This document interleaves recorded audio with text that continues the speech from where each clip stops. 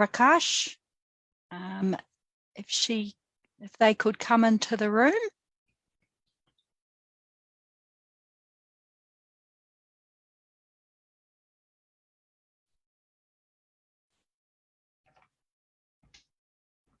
Hello, Prakashni. We can see you.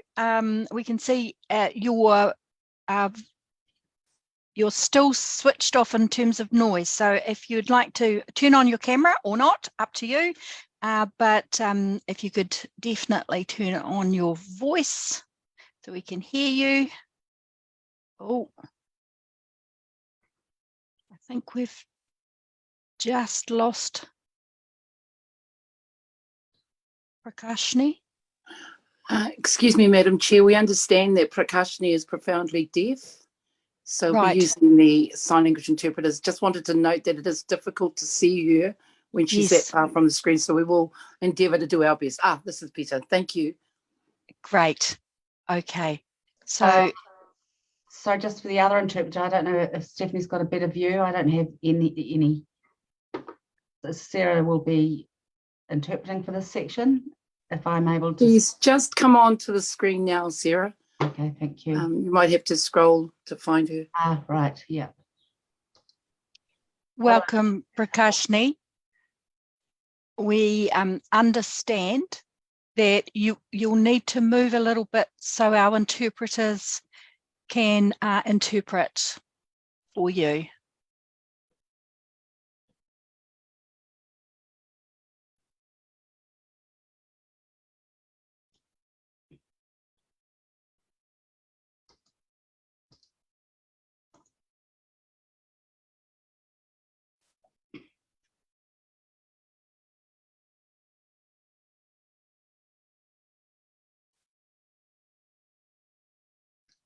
Okay, that's good. Okay, we're ready to start when you are.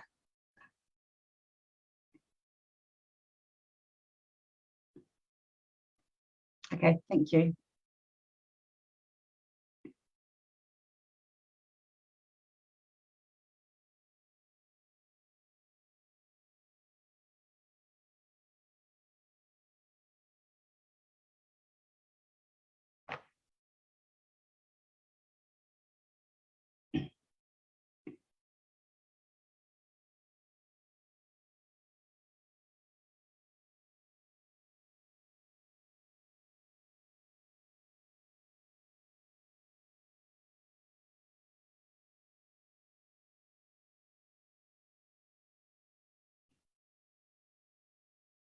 Okay, are you ready? So my name is Prakashni Prakash. This is my name sign, Prakashi. I'm deaf and have cerebral palsy.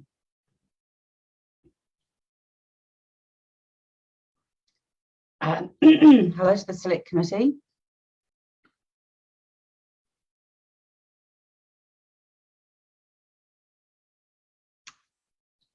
I'd like to thank you for having me here.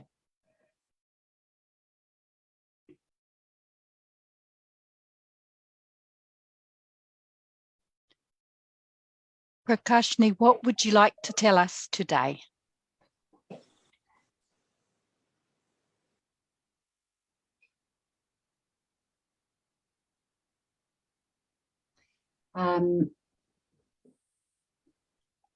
My team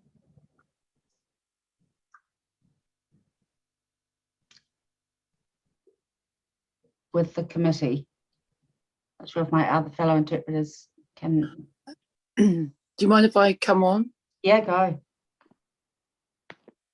Sorry, I'll just turn on my video. Can she? Yes, okay. Hello, yes. So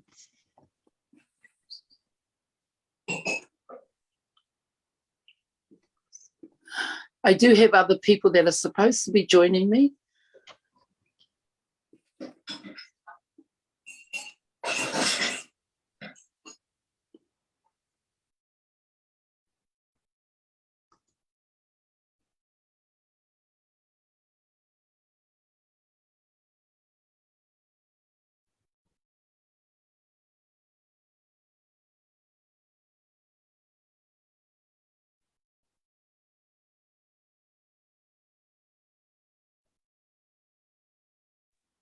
Sorry.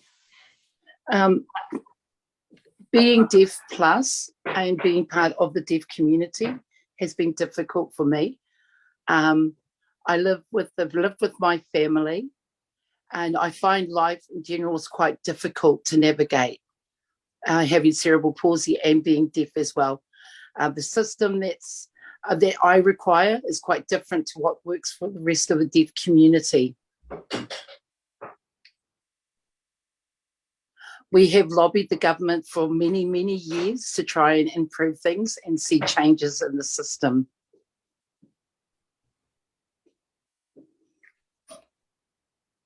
Thank you.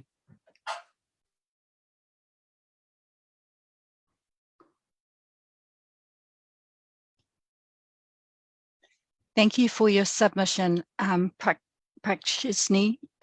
It is really useful to have you come before us, and even the difficulties of you not having an interpreter here also supports your submission to us.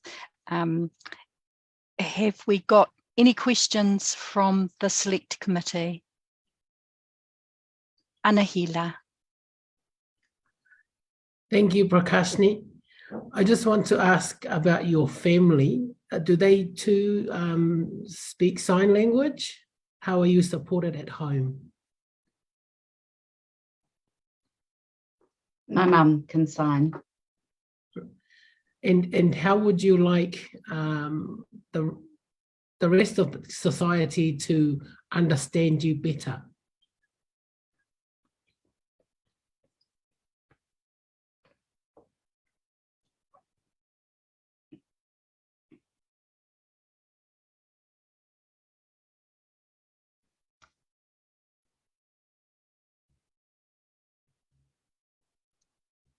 It's difficult for my family.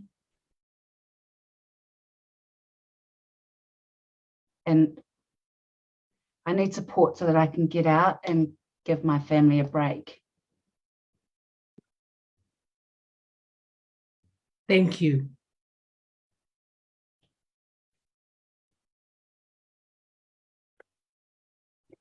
Thank you for your submission today. We really appreciate you taking the time and effort that you've put into for submitting. Hope you have a good rest of your day, and wherever you are, you're nice and dry, because it's certainly raining here. Thank you. Ka kite. Yeah, there's no rain. Rain here. Thank you. Thank you. Bye-bye.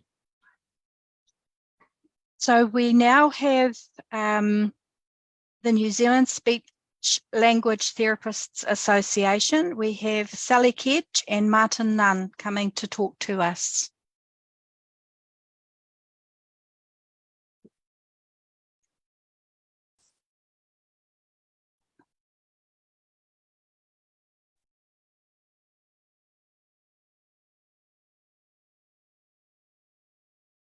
Kia ora, can you hear us and see us? Yes, we can, Sally. Welcome to the Select Committee. You have 15 minutes to submit to us. So if you'd like, I can give you a wave out at about 10 minutes and let you know so we can have some time for questions. This is absolutely your time.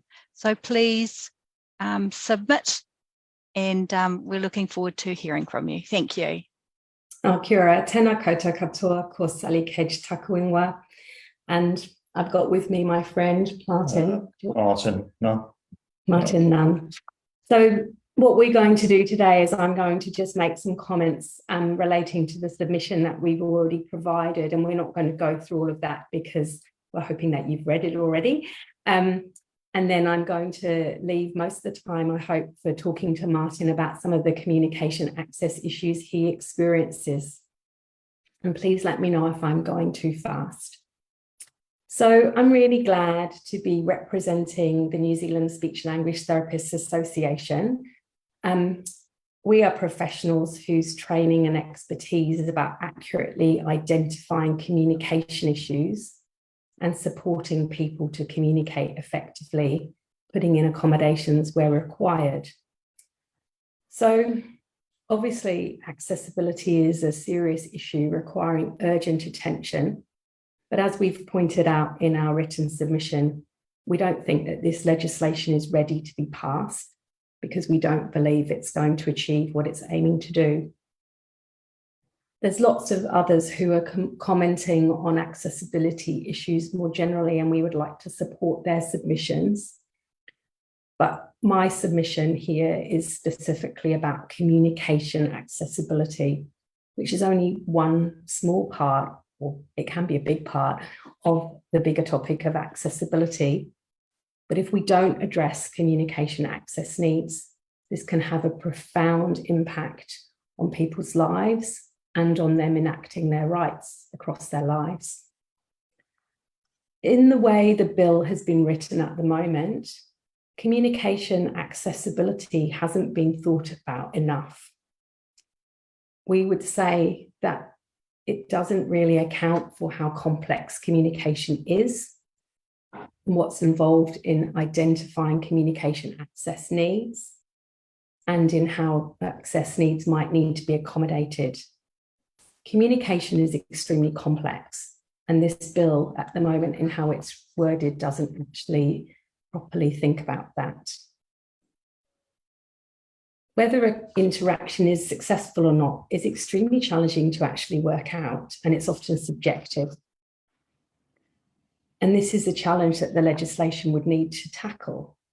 So deciding on whether somebody's communication access needs have effectively been addressed or not is really complex. Who would decide? I'm hoping that when I finish my submission today, I'll be able to conclude that I've been successful in communicating my views to you, but I might actually be wrong. I'm hoping that you've read what we've written and that the way we wrote it was accessible to you, but I might be wrong. And I'm hoping you're listening to me, which you look like you are, but you might not be. You might be thinking about something else. You might not be understanding what I'm saying. You might not retain what we've had to say to you, and you might not take any action on what we've said. There's a lot to effective communication, and who decides whether it actually has been effective is really complicated. I don't actually know whether any of you I'm talking to right now have got any accommodations you need me to make for any communication needs you might have, because these are often invisible needs. I'm assuming that you can understand me, and I'm assuming that you would be able to express yourselves to me, but I don't really know that. I'm actually talking to you over Zoom. Now that's a complicated mode of communication. It's really not a good communication mode for many of the people I work with, yet it's becoming something that's used increasingly across our lives in Aotearoa, and people are expected to be able to deal with that. I'm also very aware of my own privilege as a communicator. I'm communicating to you in English, which is my first language, and I'm from the dominant culture in Aotearoa, and you can't separate culture and communication. So any legislation would need to think about all of these sorts of aspects, and I don't think it does that sufficiently at the moment. As a privileged communicator, I've also got a lot of different modes I can use to communicate in. I can speak, read, and write, and I can be flexible in how I use those, the vocabulary and the grammar I use, the pace and the volume I choose to use. And I might need to adapt those if I'm communicating with somebody else. But the bill as it stands at the moment doesn't seem to think about some of these complex aspects of communication, where the communication partners in any exchange, as well as the message, and as well as the environment you're in, all play a role in how effective the communication is. And of course, NZSL interpreters must be available to people who need that. Of course. And of course, easy read documentation is needed. But there's actually many other aspects to communication that this bill, as it's written currently, doesn't seem to appreciate. The people I have the privilege of working with often experience complex communication barriers, and these can occur in any situation and have profound consequences. The settings I particularly work in as a speech and language therapist usually involve legal contexts. Obviously, it's really high stakes, having successful and effective communication in a police interview or in a court setting or in a family group conference. And the way communication access might need to be managed in those settings is often extremely complex and involves a lot of thinking and planning and a bespoke plan for the person. I don't think that this bill is really considering those kinds of aspects of communication sufficiently. And the role that my profession can play is huge, but often we're not there. We're not funded, we're not adequately funded or available to people because people don't realise how complex communication is. I want to spend the remainder of my time talking with my dear friend Martin Nunn. We've been friends for many years, and although he's met many speech and language therapists over his life, I haven't been one of them, thankfully for him. But I want to ask you, Martin, about your communication. But before I do, Martin and I had prepared a communication information sheet for you, and I don't know if you've seen that. You're nodding, but just in case there's anyone watching here, I will just explain Martin has aphasia as a result of a brain tumour, and he can understand what is being said to him, or he'll be understanding everything I'm saying right now, but expressing language can be very difficult for Martin, and he can often have many word finding difficulties. And we've also provided some of the information that's bespoke to Martin about what he needs to be able to communicate, which is often about the environment and the communication partner. So, Martin, I'm just wondering if people usually know how to communicate with you. So, when I take, when I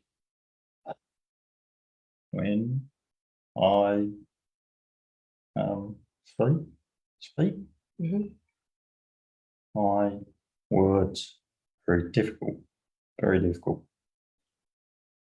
So I have certain questions, and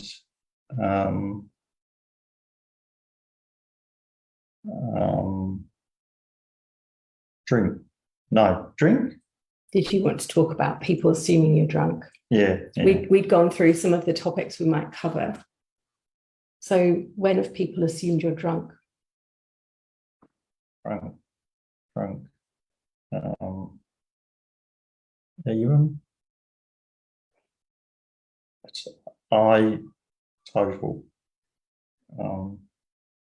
I total drinks. I know some other types. I didn't get those words. Okay. You saying that you're teetotal? Yeah. But people think because of the way you say the words that you're drunk. Yeah. And there have been times when taxis have refused to take you places. Yeah. And yeah. How's it been on the telephone for you? Extremely difficult.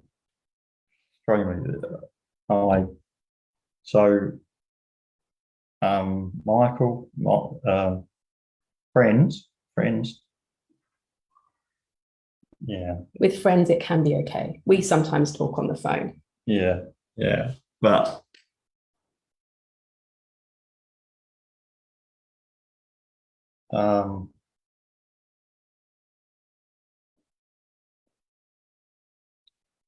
it's hard. It's hard. Yeah. One of the things you wanted them to know about was noise. Do you want to say anything about that? Completely noise. Noise. I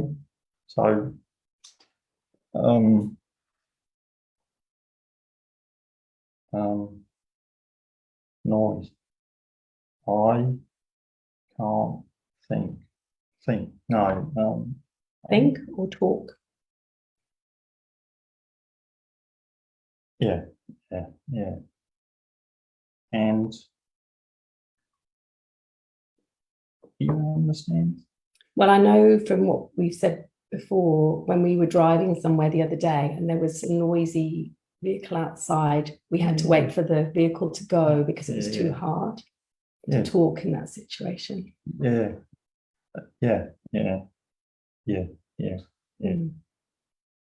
Is there any questions that you would like to ask myself or Martin? We have a question from Maureen, and I have a question. So we'll go to you, Maureen. Oh, and Jan, we are a little short of time. Oh, okay. In your written submission, you talk about setting standards and enforcement. That's, as you know, currently not part of the bill, but do you see that in terms of those standards and enforcement, that they should stay with the Accessibility Committee, or do you think that they need to be independent? I think it would be very difficult to make a judgment about whether something has or hasn't met a certain standard for communication accessibility, because I do think it would depend on who you're talking about and what the audience is for that. So I think it just needs a lot more thought about how would that even be set in the first place, and who sets it, and for what population.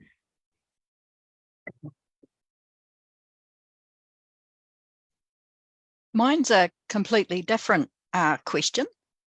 I'm interested to know, in terms of your disability, Martin, on our committee that we are looking to set up to support, who do you think would be appropriate to represent your particular needs and the needs of your community? Do you know, not necessarily a who, but how do you think that we could ensure that your voice is represented on the committee? Me?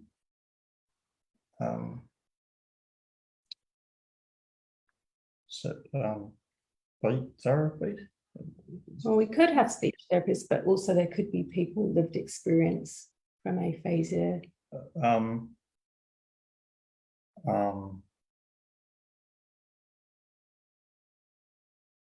My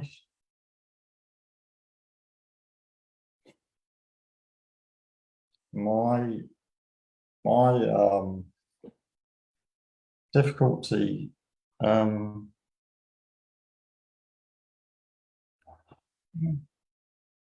Frustrating. Can we reply to that by email? Martin and I can talk afterwards and send you a response. Absolutely, and I really appreciate how difficult it is to even just appear before a select committee, full stop, but to have additional needs and access needs makes it even harder. So thank you both for your submission, and we do look forward to you submitting in writing around that issue. It would be really useful to get your thoughts on that. Martin, the brain is an amazing thing. I lost the ability to speak, and and had to rehab back for 2 years in order to do so. So I do hope in time that you are able to capture again, if possible. Take care. Kind regards. Thanks very much for submitting. Thank you. Thanks. Right, we come now to Pacific Women's Watch New Zealand, the next submitter. So we have, I think, hopefully Rhonda Comins. I see you on screen there, Rhonda. If you'd like to turn on your screen and your microphone. Hello, Rhonda. You appear to have someone with you as well. And then you're also submitting again. So good to have you here. Would you like to turn on your microphone? Welcome. We have you here for 15 minutes with us, Rhonda.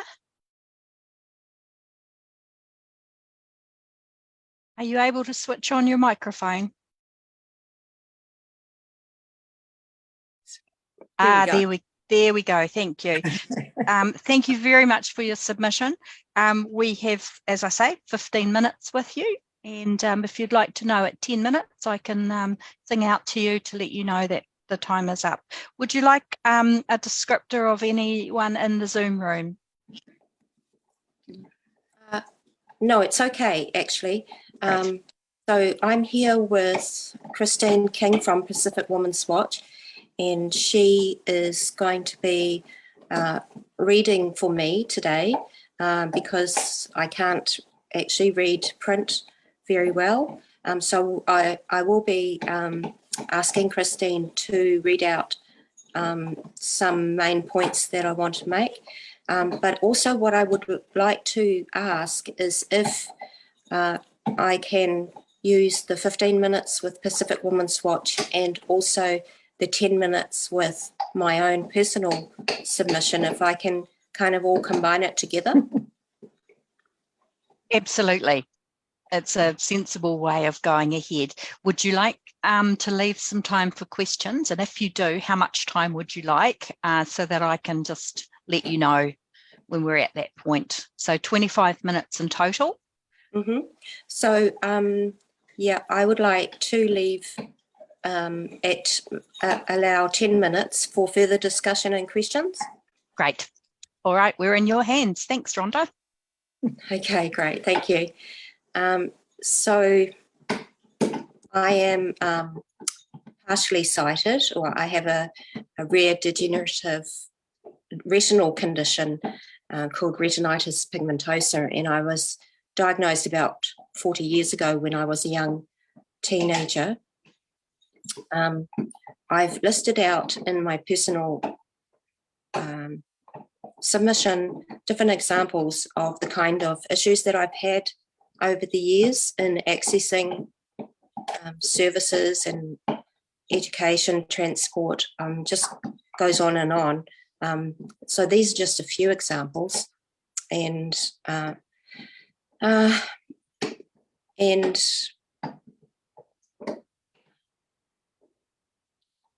have you got the, well, let's talk about the bill in its current form.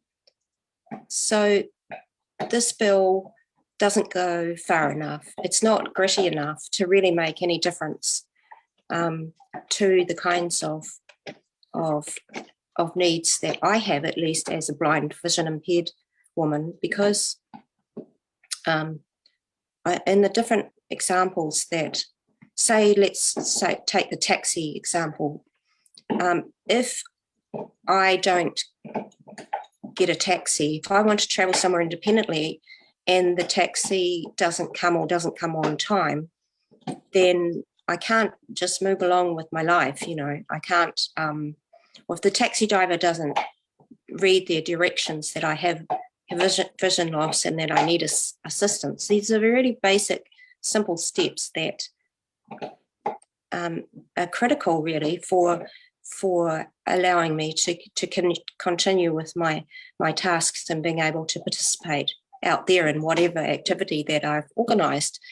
And so, okay, at the moment, well, I could complain to the taxi company that such and such happened, but there's little or no consequence really to the drivers. The drivers probably don't have much training in how to give for special assistance. But not only that, I don't actually need that much. I just need an elbow to come and guide me and to hop into the taxi.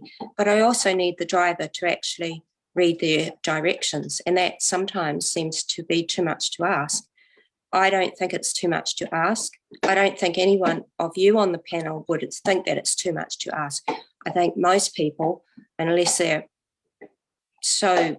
really don't have much to do and just sitting around waiting for a taxi to do, would think that this was a good enough service. If this accessibility law was given better teeth or standards and regulated, then the taxi services would have to comply. And that means that I could take the taxi company to court, or I could take the taxi company to a disputes resolution service and say, this is just not acceptable. It's not an acceptable level of service for me or other people who are reliant on a decent taxi service to take us where we need to go. And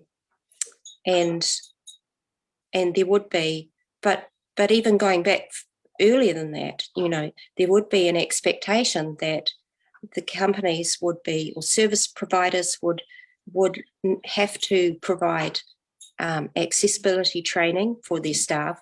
And that, imagine if that were across the board. I'm just talking about taxi companies, they're private companies usually. But imagine if that were across all of New Zealand. And I mean, at the moment we have, I believe even politicians haven't heard of the United Nations Convention on the Rights of Disabled People. This would, under an accessibility law, would be a requirement. It would be built into the fabric of society that disabled people are people too. And although we may have different needs and diverse access needs, we still have the right to participate. We still expect to pay taxes, but we don't get equal service. What's another example that I put on my list of? I don't know what you was. Oh, have you got it there? The panel, please. Yes. Sorry, I read it online. I've got it. You're talking about screen reader on your computer, or you're renting some of those issues? Well, that could be one of them, but I'm just, yes, screen reader access, digital access, because I do need a screen reader to read print. And that has to do with the way that goods and services are put out there on digital platforms, that they're coded correctly so that the screen reader can read them for me. Screen reader for a blind person can be like a wheelchair is for a person who needs a wheelchair. If the building blocks in the digital world are laid down correctly, then the screen reader can come into that digital space and interpret interpret the coding into the spoken word, so I can listen to that.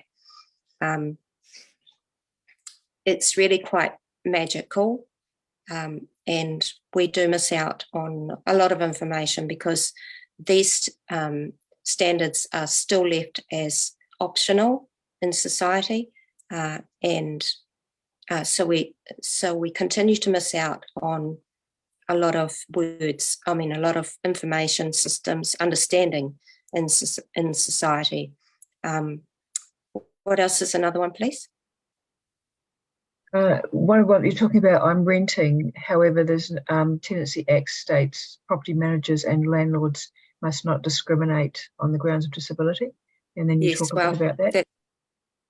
Yes, I know from first-hand experience that landlords and property managers do definitely discriminate against people who use a guide dog or people who are perceived as a potential risk to their property. But there's no evidence that blind people cause any damage to property. There's no evidence that we don't pay our rent on time. I've never ever had any bond taken off me. My dog has never destroyed anything in a property. The Tenancy Act is quite open to exploitation and discrimination against people of difference. And there are methods to mitigate for that. Again, it all comes under accessibility and what is the right thing to do. A lot of disabled people end up renting because we just haven't been able to get ahead in life on the same on the same way that non-disabled people have, you know. What's our timing, please? We're about 10 minutes in. I was going to say, were we going to have Christine read something out for us? Yes, or? yes, we'll go. Great, so we'll move on to Pacific Women's Watch, and I'll just have Christine read out the first paragraph, please. Right. Thank you. Okay. Hi, everyone. The right to equal access under the law. Disabled women and girls are still being left out of the systems, which leave us at a greater risk of societal harm in all its form.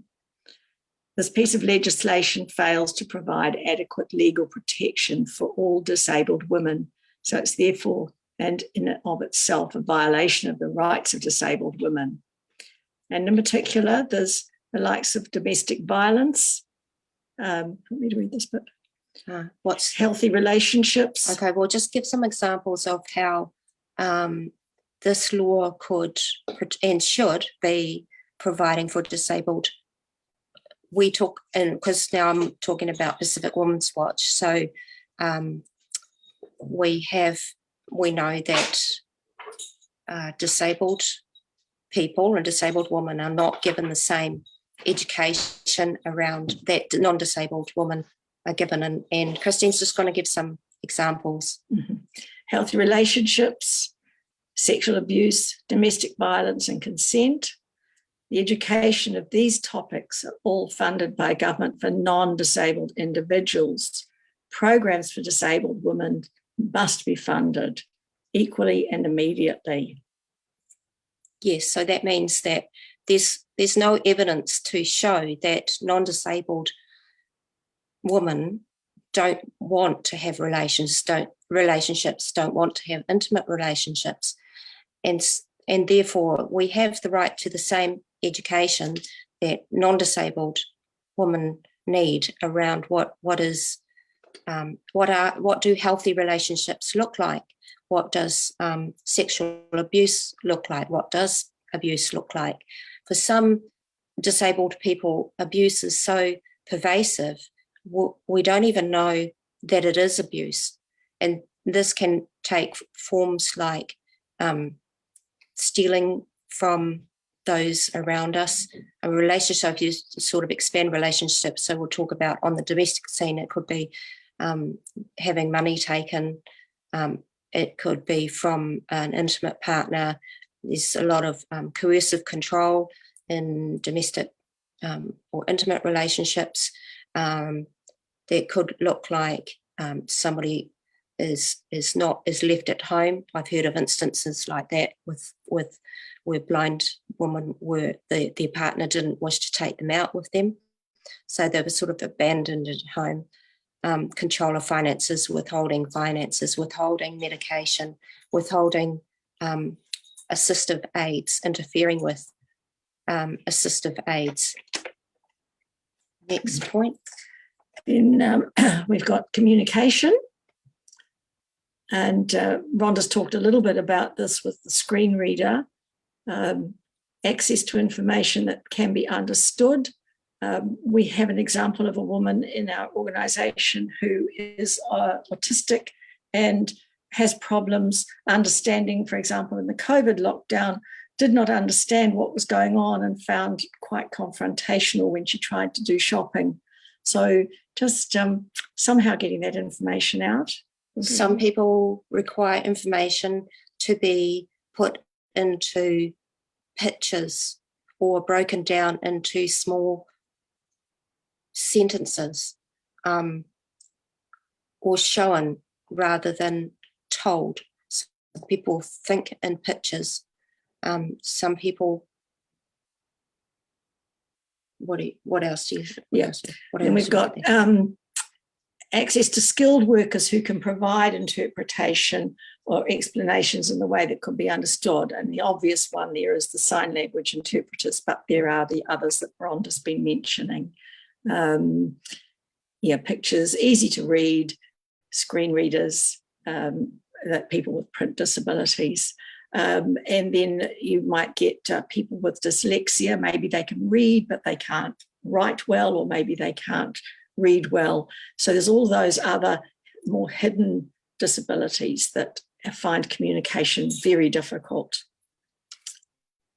So you want to add anything to that? The next one's consent. Yes, even hearing loss, or consent is extremely important. So everybody needs the right information in a timely manner for them to be able to make informed decisions. For disabled people, if there are barriers to the information because it hasn't been formatted in a way that can be understood, then people can't be expected to make informed consent or informed decisions. And so therefore it's critical that people with diverse communication needs or needs for consent are given the information in what is their right to have the information in a form that they can make a private decision given all the facts and the evidence that non-disabled people would be given. If they need more time to organise that, then they should be given that time, because a timely manner may be different for different people. If there needs some time to organise their whatever it is that we need. Speaking of time, Rhonda, you're at 15 minutes. You've got about 10 to go, just letting you know. Yes. Okay. Safe reporting pathways. Safe reporting pathways. So yes, we'll just, there's a few headlines in this one. Reporting pathways must be safe and trustworthy. People usually report to police or a family member, but often don't report to a specialist service straight away, partly because they may not know these services exist. So reaching out when there's been an episode of abuse is difficult for everybody, but if the pathways are not secure, then people a woman just won't necessarily reach out, and so the cycle of abuse is just continued, and the women are continue to be left out of not only getting the supports that they need and have the right to, but also to potentially getting out of harmful or dangerous situations. But also, so the first responders that we end up going to need to know that the next step is where they can be supported to go to, that also will have a skilled understanding of the needs of that particular individual, and those needs will be provided and they will be safe to confide and make sure that everything possible is done, that their speaking out will not have any kind of negative consequences. I just wanted to reiterate the Pacific Women's Watch recommendations, because they tie in exactly with what Rhonda was wanting to say, that the bill redrafted, rewritten, and caters for enforceable standards, independent regulator, notification barrier system, and a complaints and disputes resolution process, and that enforceable accessibility standards to first responders, which Ron's just mentioned, domestic violence, are developed, and guaranteeing the rights directly associated with accessibility, that the government, in line with its obligations under the Disability Convention that we mentioned before, works closely with disabled people and disability-led organisations. I've got no right to speak in this area.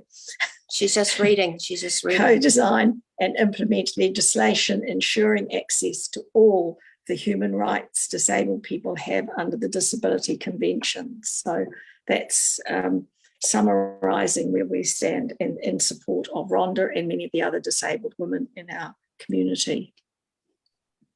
Thank you.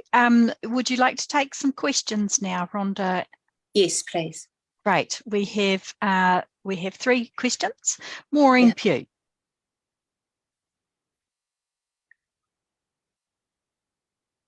You're on mute, Maureen. So sorry. Thanks, Rhonda and Christine. I'm particularly interested in your commentary around the first responders, Yes. and there be standards set for that. I'm just wondering if you can expand on what your vision is for that, what it would look like on the ground. Yeah, that's a very good question. So this comes around education for doctors and law enforcement agencies, the kind of places that, and of course the already existing government funded, like Shine, already existing organisers, even non-government funded organisations, that be required to have accessibility training of their staff and of their general staff, but also specialist staff, or that who pretty much, like, if pretend that I was to come to the police station and I was very upset because something had happened. This isn't my true experience, and I said to the policeman behind the desk, I said, there was a person at home who was becoming abusive, and I'm blind, and I'm being threatened. And he said to me, "What did you do to him?" And he was like victim blaming straight away. And I said, again, I can't see. And he said, well, everybody can't see from behind. And it was really unhelpful. And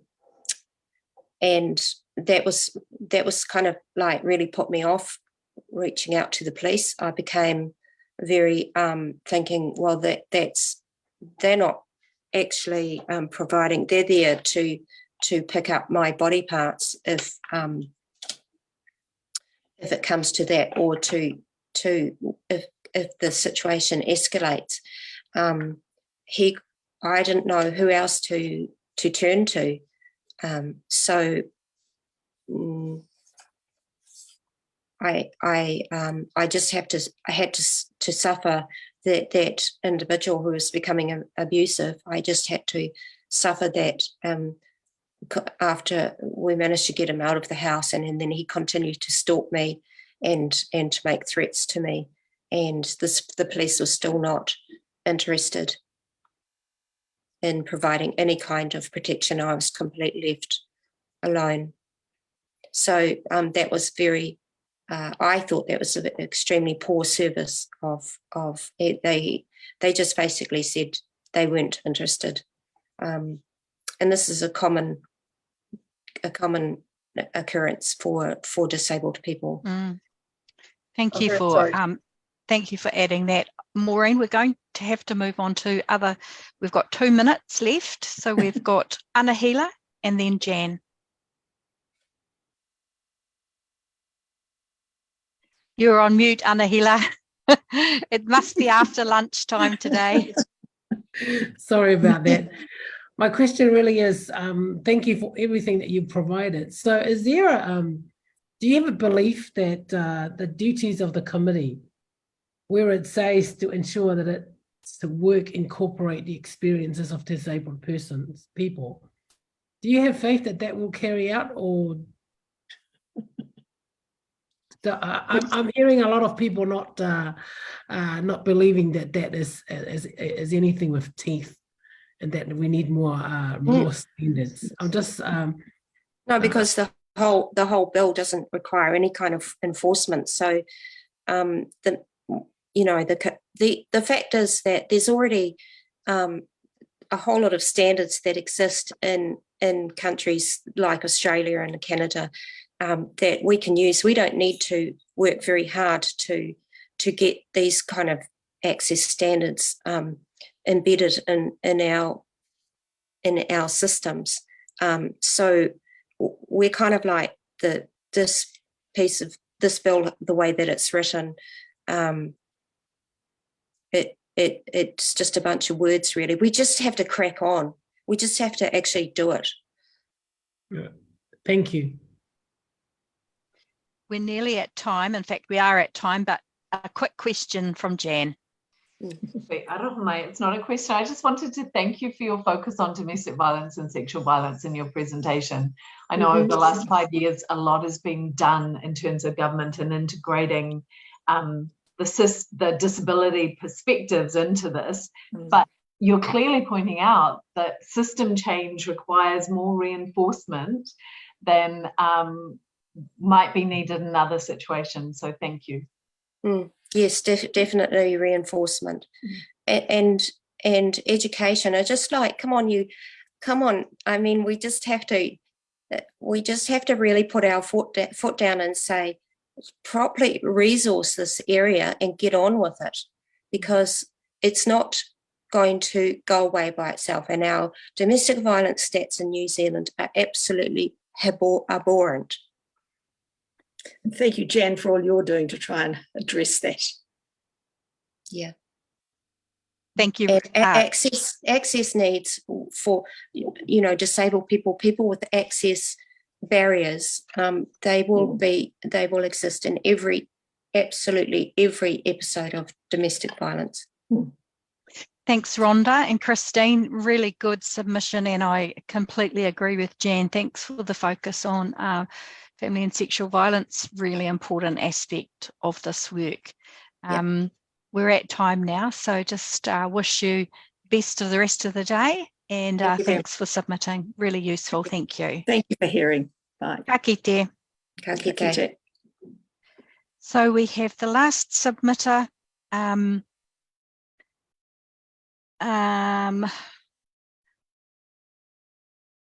We are actually, I've just got a message to say that our next submitter isn't here, so we will suspend and come back at 2 p.m. Thank you.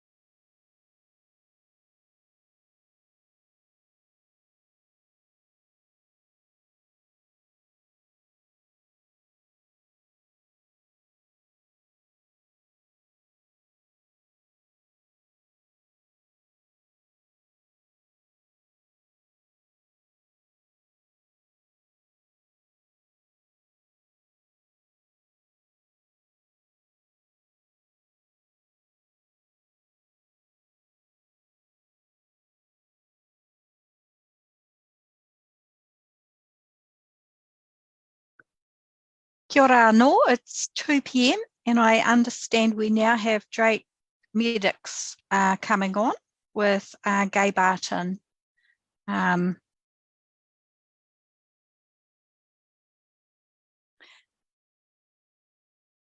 So if we can have Drake Medox in the room, that would be very helpful. Ah, there you are. Sorry. Hello, Gay. Thank you so much for appearing before us at 2 p.m. today. Welcome to the Select Committee. Thank you so much for your submission. Please take it as read. Very good submission. And we have you for 15 minutes, just checking. I have it down for 10 minutes, but 15 minutes, I think, would be the normal.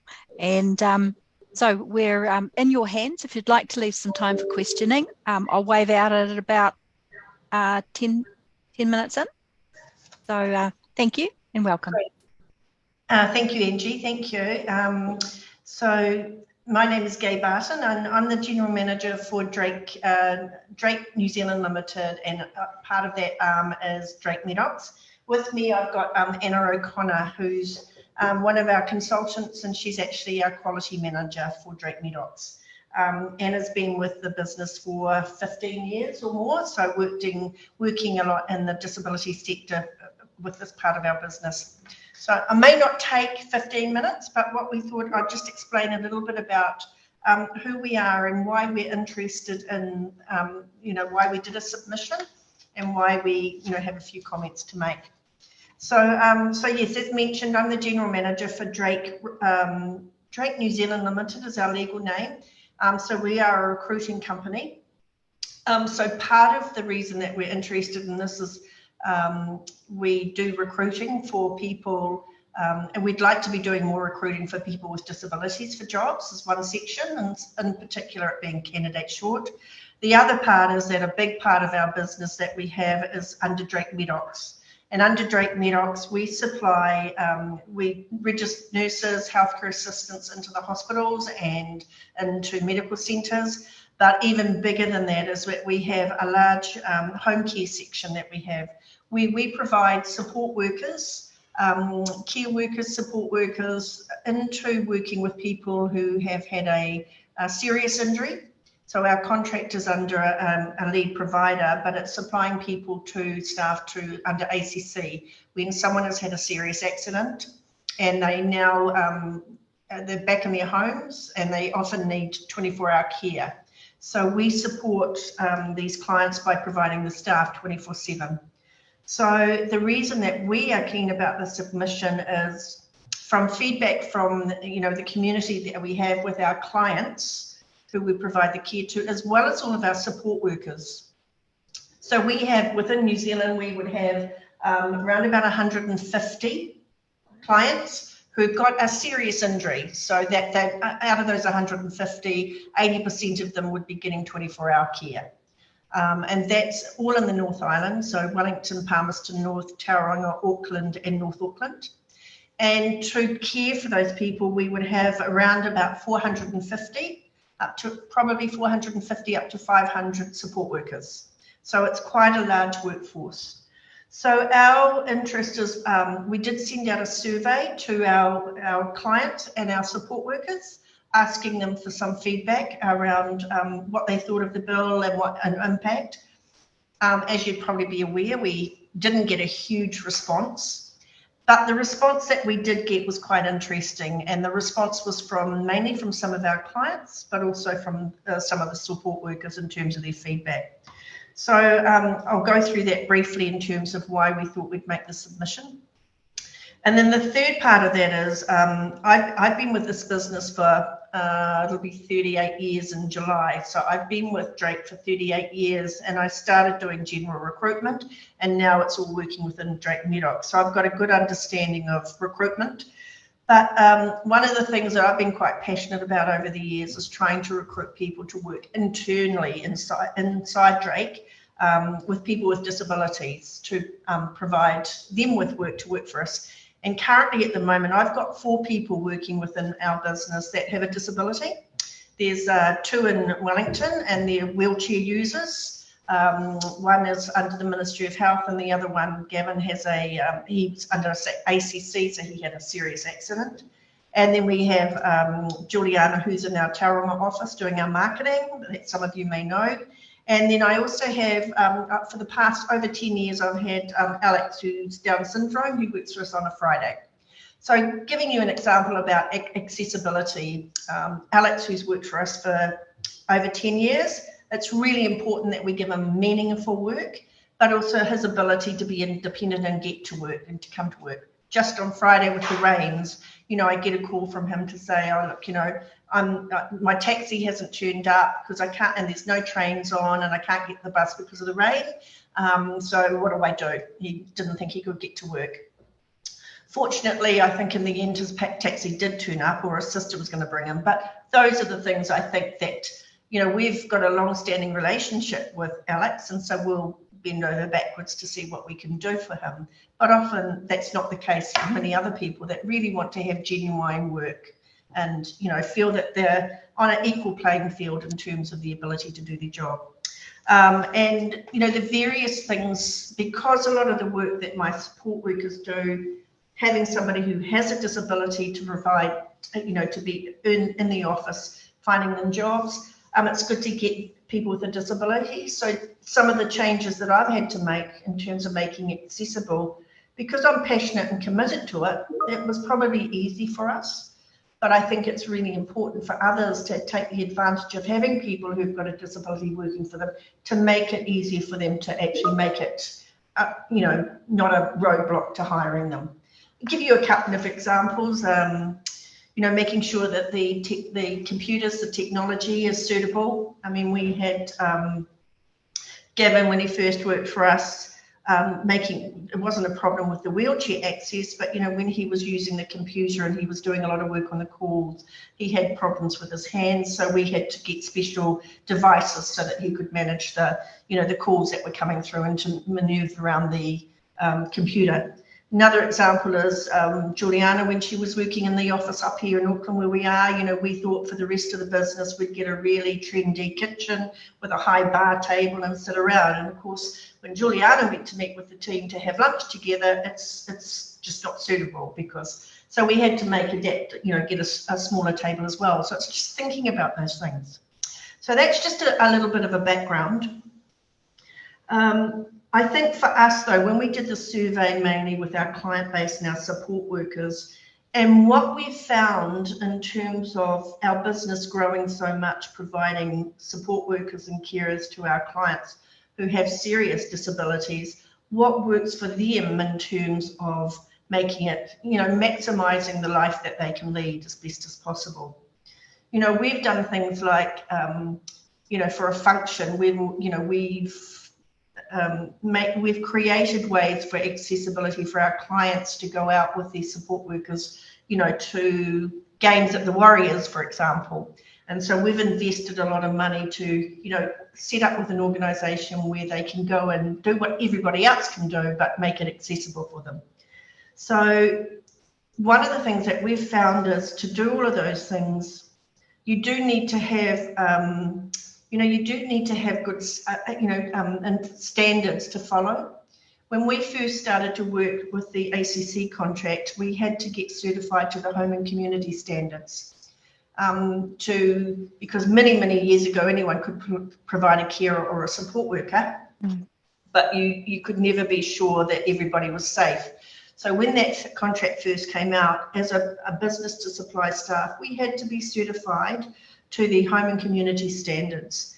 Now that was a huge task for us, costly and huge, but what it meant was that we put systems and processes in place to make sure that we were doing the right thing.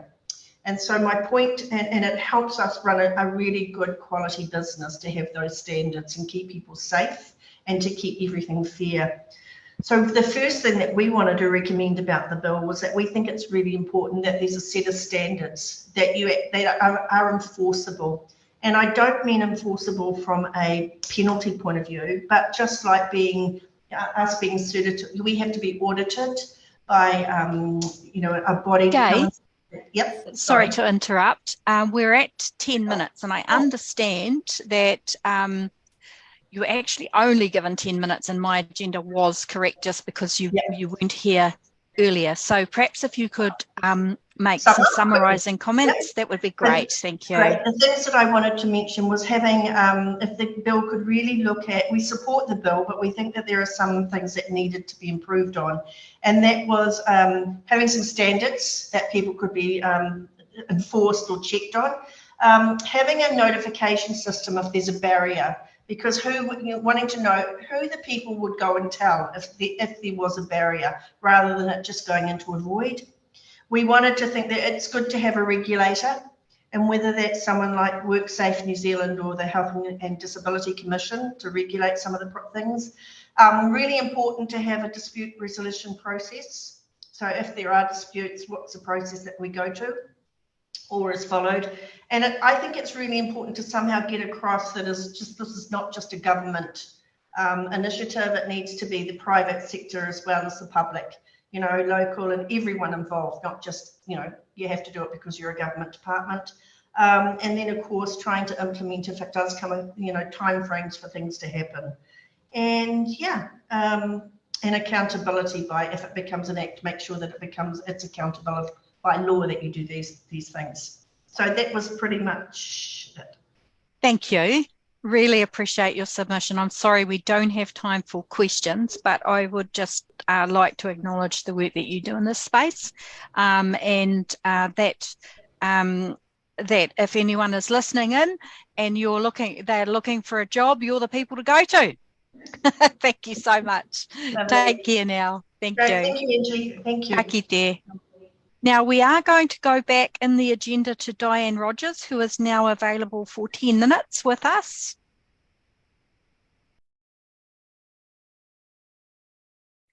If we could have Dianne in the room.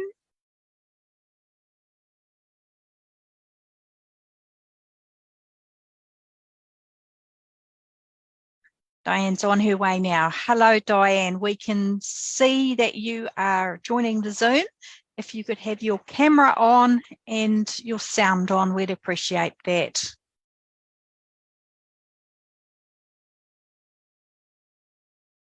Unmute. Hello, Dianne. Would you like to turn your screen on, or are you okay with it off? There you are. Hi, Angie. Thanks very much for the time and your patience with me. I'm sorry about that. That's quite all right. Look, we've got 10 minutes with you, so if you'd like 5 minutes to talk and 5 minutes for questions, happy for that, or it's your time to talk. Thanks. Oh, thanks very much. I'd just love to present, if I could, orally. Thank you very much, Angie, and to the Select Committee for this opportunity. My name's Dianne Rogers, and I'm a New Zealand citizen. And I just wanted to talk to you as an individual. I wanted to urge you in the strongest terms to please strengthen this bill. I, like New Zealanders, live with people with disabilities, near and dear to me. My husband is a stroke survivor. My mother-in-law had a severe stroke that left her unable to walk. I'm a 65-year-old person, so I'm a Super Gold card holder, but still very productive. But I know that my disabilities will be coming of age. This bill, from where I'm sitting, feels like a monumental slap in the face for people with disabilities in this country. It acknowledges that they deserve to have barriers torn down to impede them, and I recognise that. It does acknowledge that. Yet it does not ensure that a single barrier is ever really torn down. No matter how many people a barrier hurts, and no matter how cheap and easy it is to eliminate that barrier. This bill creates an advisory committee. And I know from a lot of hard work over the last 9 years that the government gets a lot of advice already on what to do about accessibility. So I think you have the advice, and that we've been giving you advice relentlessly over the past 7 years in particular.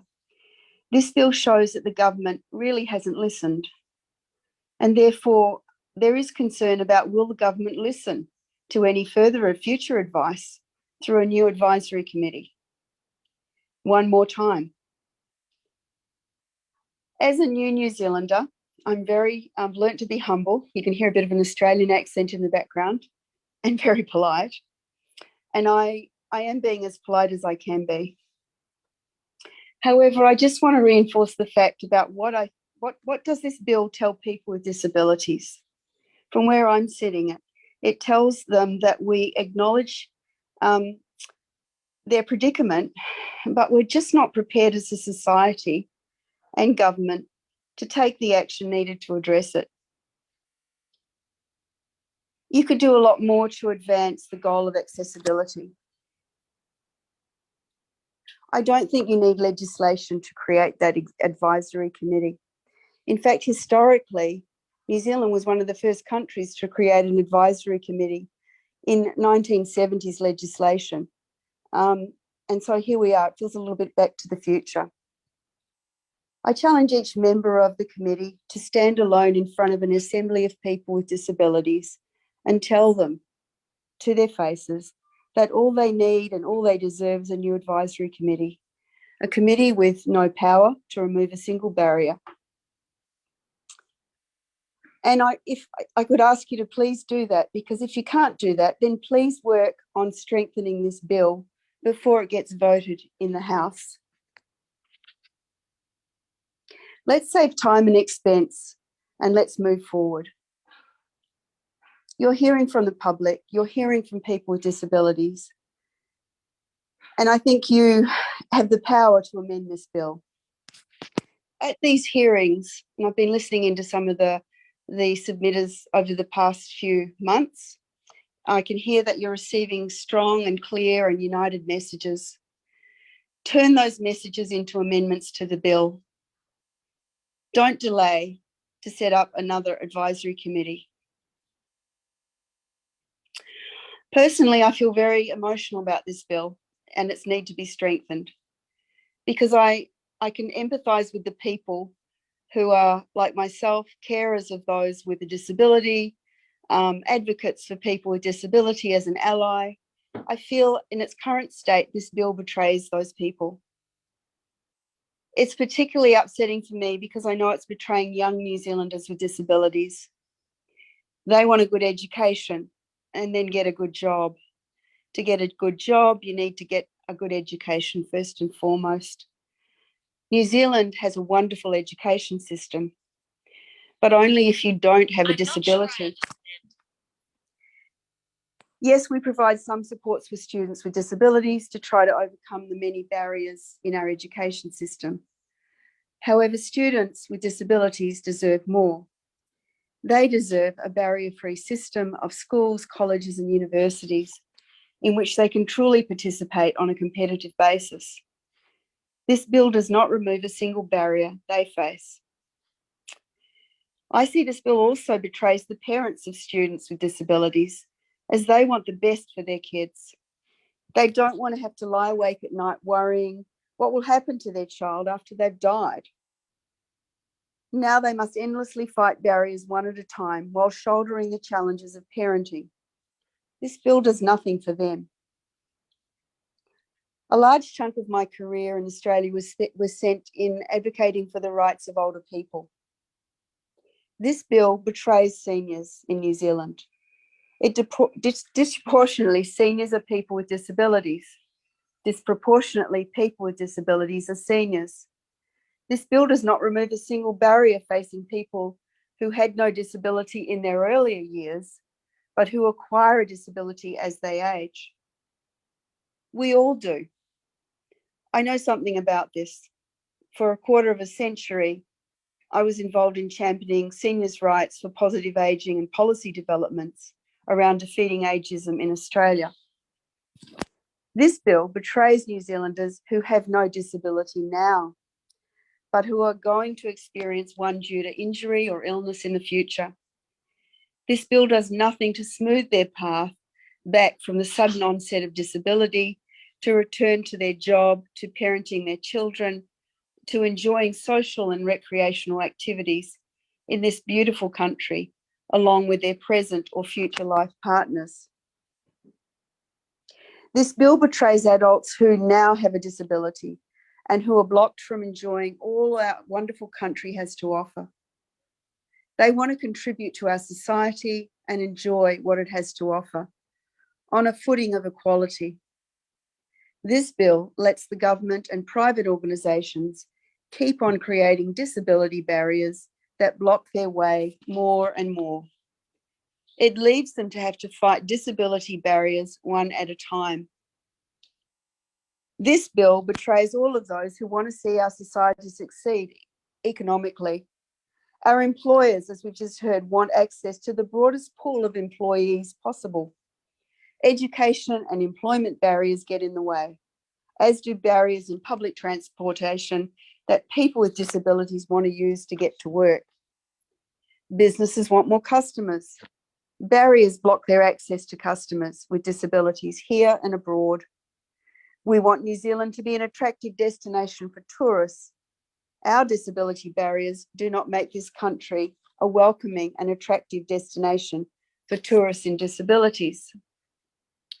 If we lose the business of a tourist with disabilities, we lose the business of their family or friends with whom they travel, even if those others have no disability. And finally, this bill betrays each of you on this select committee. If you don't have a disability now, think forward in time a decade or two when you eventually get a disability. As I see it, there are two options open to you. It would be wonderful if that future you could look, if in that future you could look back at these hearings with pride, knowing that you stood up to this weak bill and voted for amendments to strengthen it. The other option is that the future that you would have to look back at today with a crushing feeling of shame and regret because you did not take action to strengthen this bill.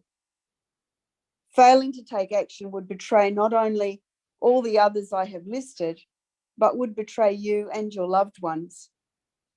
New Zealand does not need another advisory committee on disabilities. The government has been given ample evidence before this bill was written. Your hearings are receiving that advice once again. I know the government has received that advice because I and so many others witnessed it.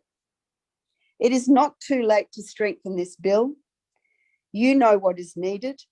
Create an explicit duty to remove and prevent disability barriers. Define barrier broadly and inclusively. Dianne, we're running short of time now. Yeah, I'm almost there. Create a duty, mandate enforcement powers as other countries have done. New Zealanders with disabilities deserve nothing less. It's not rocket science. Thank you for the time, Angie, and to the other members of the Select Committee. Thank you.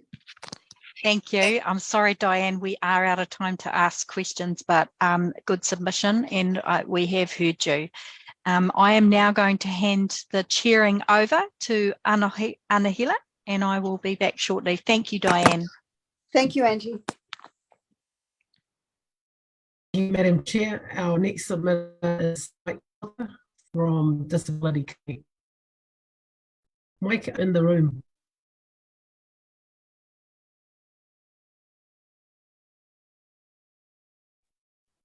There he is. Kia ora, Mike. Anahila. We can't see you. Oh, welcome to the committee. You are a familiar face to all of us here. So I will let you share your submission. You have 15 minutes. I'm not sure about everyone, but I know I am to you, Anahila. Kia ora, I'm Mike. I am CEO of Disability Connect. You will not see, but I am a paraplegic, T12L1, to use the medical terms, by view of an accident. So I identify as a person with a disability. At the time of my accident, I was 40 years of age. I had a 5-year-old and a 3-year-old. We were overseas, came back to New Zealand. Sorry, I'll slow down for the sign language interpreter.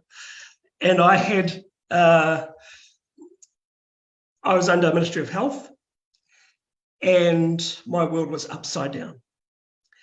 I was in a house, a rented house, eventually after 3 months in the spinal unit. And I asked the therapist what happens if we have a fire? She said, you throw yourself out through the ranch sliders. That is not access, that is not equity, and that is not good for me, my family. Thankfully, I was later under ACC, but I know what it's like to be under Ministry of Health and fact-based access barriers. I've gone on to hold roles in marketing and am now CEO. I have a master's in marketing, which I had before, and I used to represent New Zealand in long distance running. I know what it is to live a good life of access, and I know what it is like not to. I now live in poverty.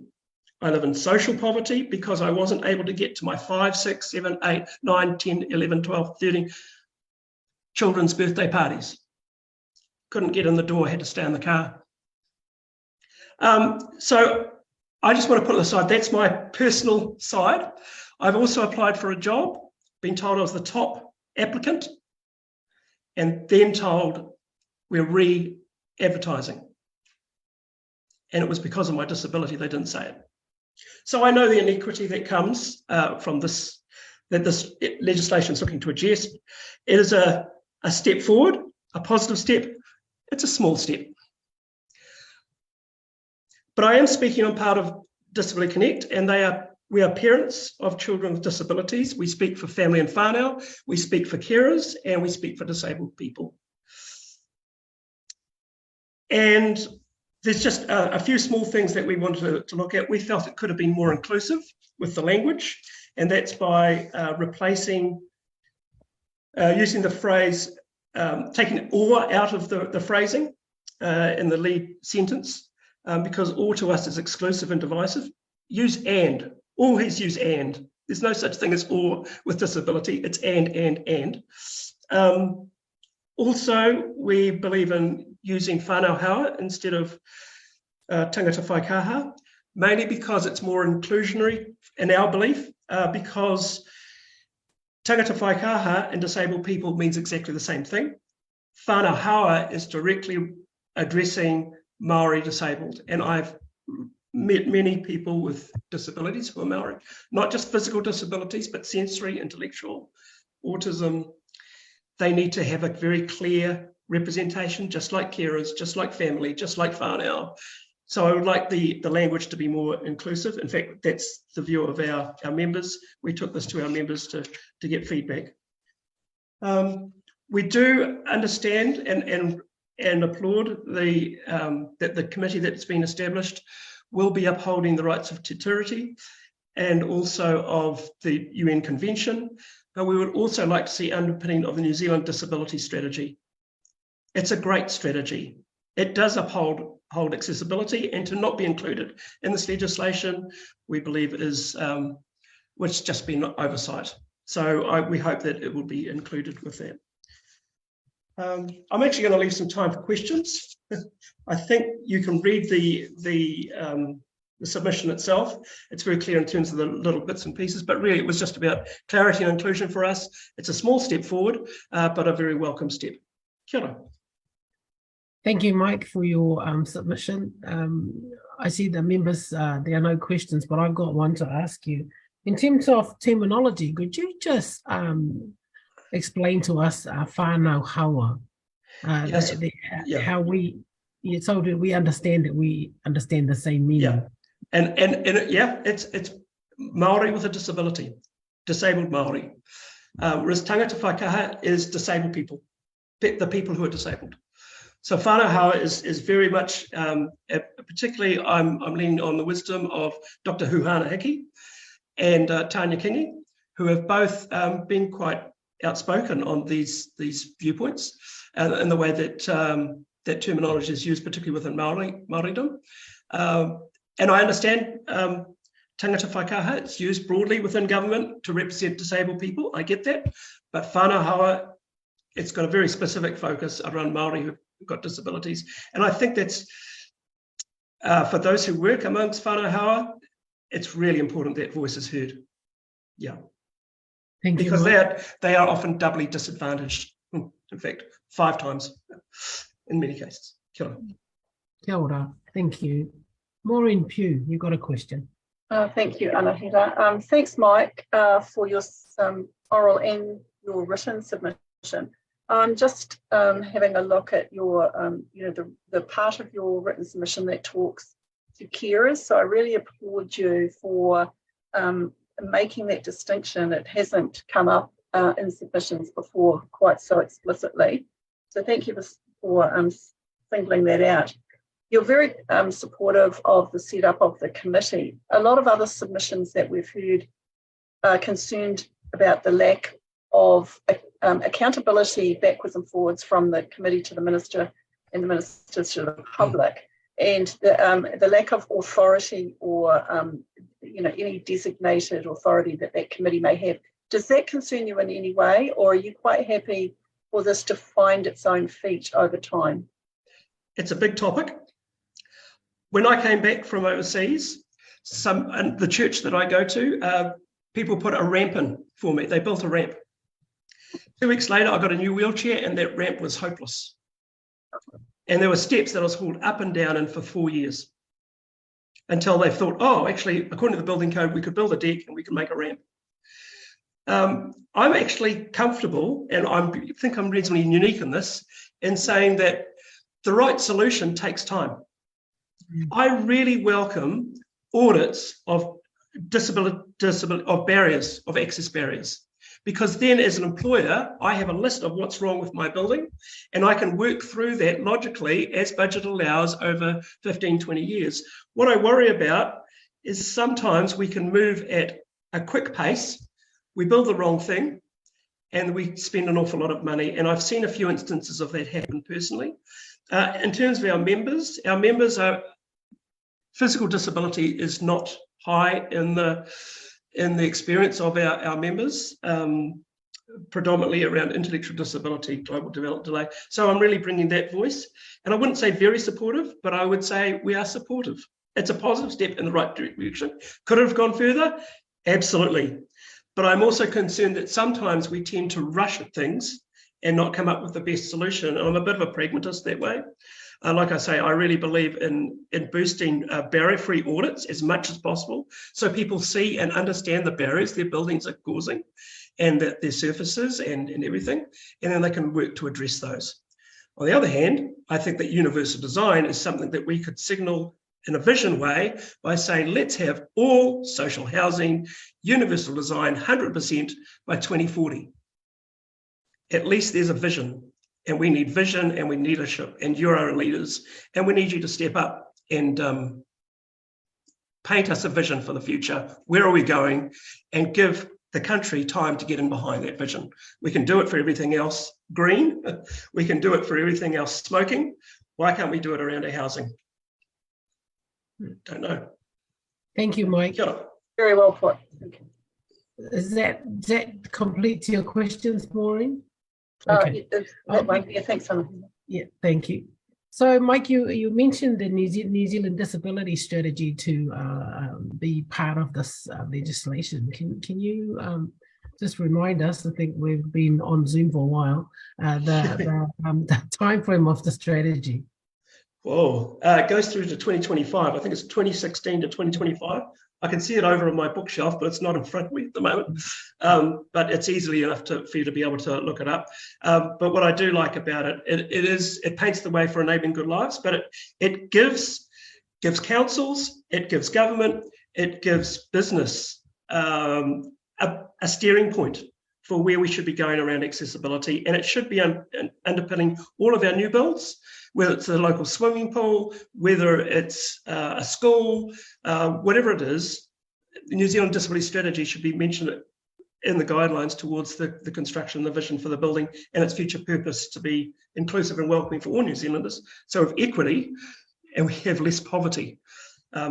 Because disabled people are more impoverished than others, we have economic, social, time, and information poverty.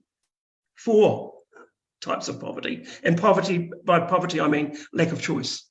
All of those things are lack of choice for disabled people. And the accessibility legislation this piece of legislation is a step towards reducing poverty. So from that point, it's welcome. Just could have been a bigger step. Kia ora. Kia ora, Mike. I think according to my time, you still have 5 minutes left, but if there are no other questions for members, do you have a closing remark? Oh, I could have talked for half an hour, but I mean that you understand, but based on my life experience, which is reasonably unique, having experience of ministry health and not, I would say that I am a first year university student with a disability. I still don't know everything, and that's the challenge with disability. You don't know, but what I think you would have heard from all the submitters is a common thread around, hey, we need access. Without access, we have barriers. Barriers doesn't promote inclusion and belonging. And how do I know I belong? How do I know I belong? I know I belong when I'm missed. I belong when I'm missed. And if I can't get into government, if I can't sit where you sit in government, I'm missing.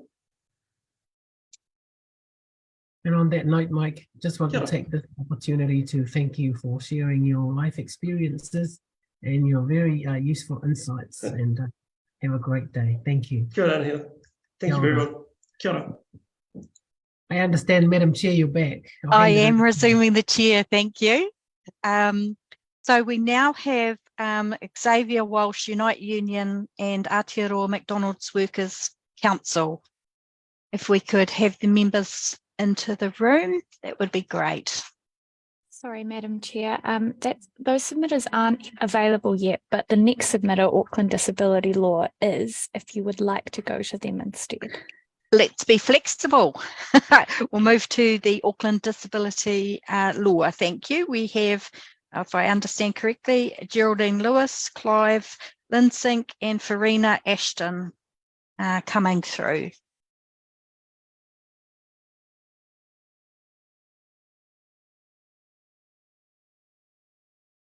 We can see you're here on screen. Hello. You're still on mute. I have just joined, but I'm not sure that Clive and Fareena are here yet. All not that I can see. I imagine they will be coming through. Yes, because they thought it was 2:45, they might not be here for another couple of minutes. We've moved you a little bit earlier because our previous submitter is not currently available. So if you'd like to perhaps start with some opening comments, or would you like to make contact with your members so that we can? Okay, I will just contact them. Okay, we'll give it a minute.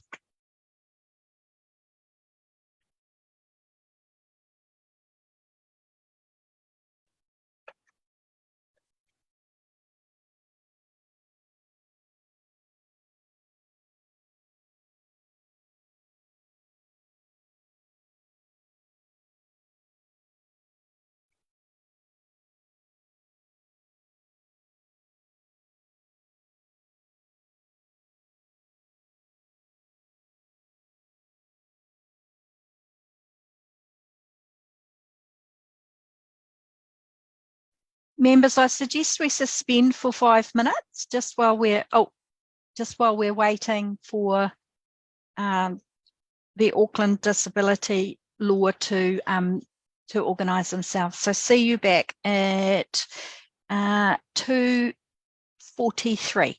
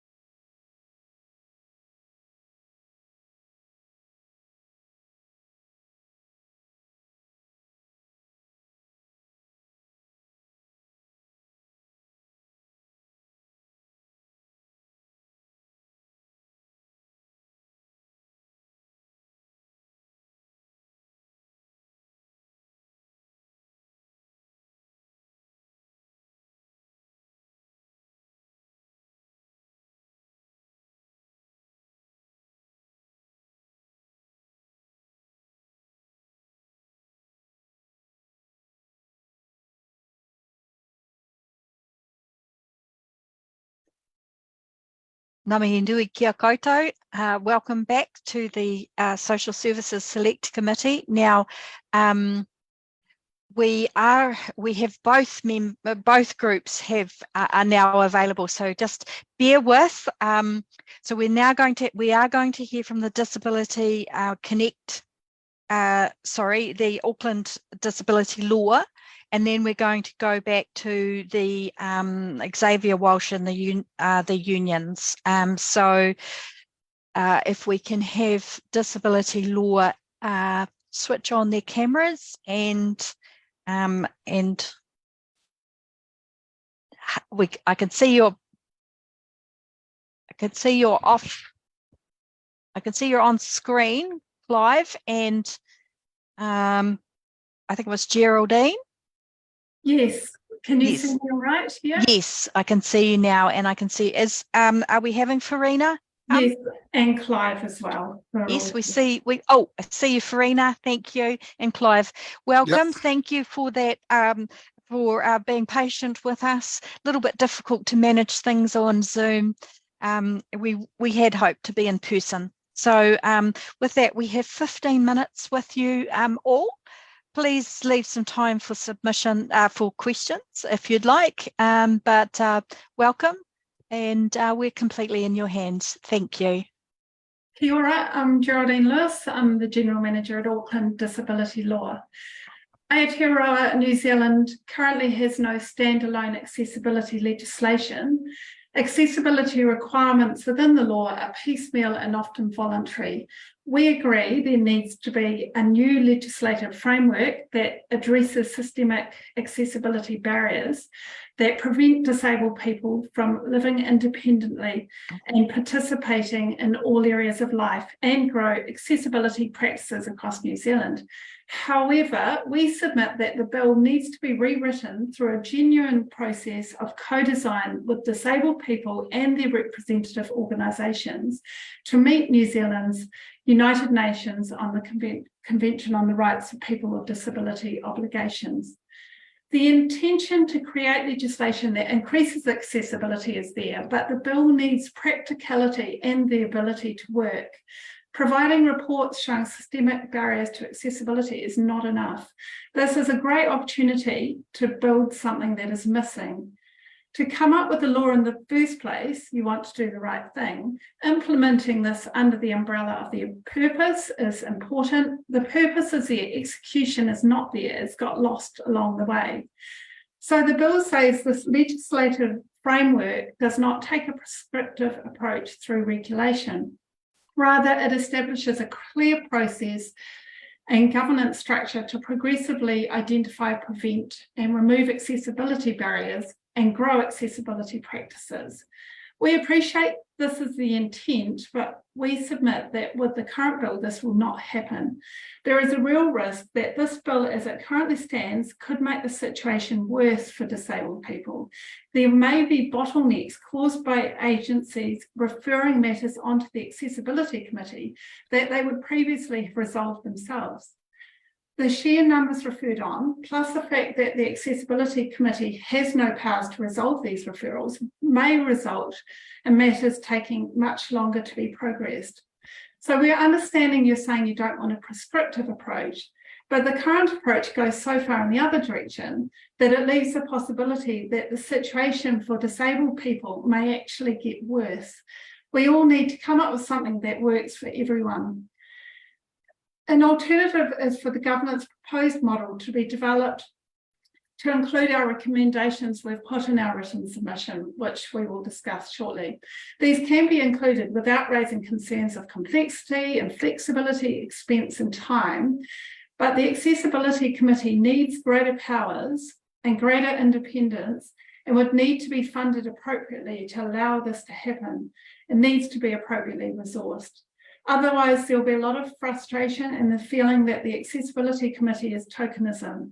It's better to get this right now when we have the chance to, rather than waiting for a review. Over to you, Clive. Oh, kia ora koutou. Thanks, Geraldine. Now, first, I'll let you know that I am totally blind. I've been totally blind since birth. And I just want to say that disabled people are asking, not asking for anything new. We're speaking, we're really just asking for what is already in place. So I'm going to give you a couple of examples. Now, these days, I don't catch buses because we need to wave down the bus in Auckland before it will stop. Now, obviously, that discriminates against me and other blind people because we can't see it coming. And not surprisingly, I just found that too often I would miss my bus when the real truth was that it had just sailed on by and I didn't realize that. Now, Auckland Transport already has policies on that their transport should be accessible.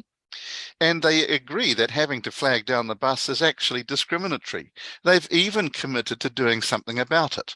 But how many years do I have to wait for that to be done? And another example, a lot of websites are reasonably accessible, and I actually do a lot of things online, but some websites are real barriers.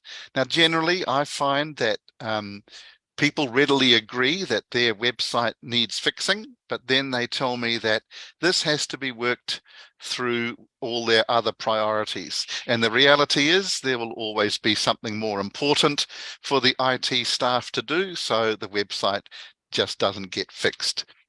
Now, for me, all of these cases potentially they're potentially resolvable through the Human Rights Act. But disabled people shouldn't have to put their time and energy into taking those cases through that process. We need an entity that has actual power to investigate such barriers and, at least in the more serious cases, direct them to be removed.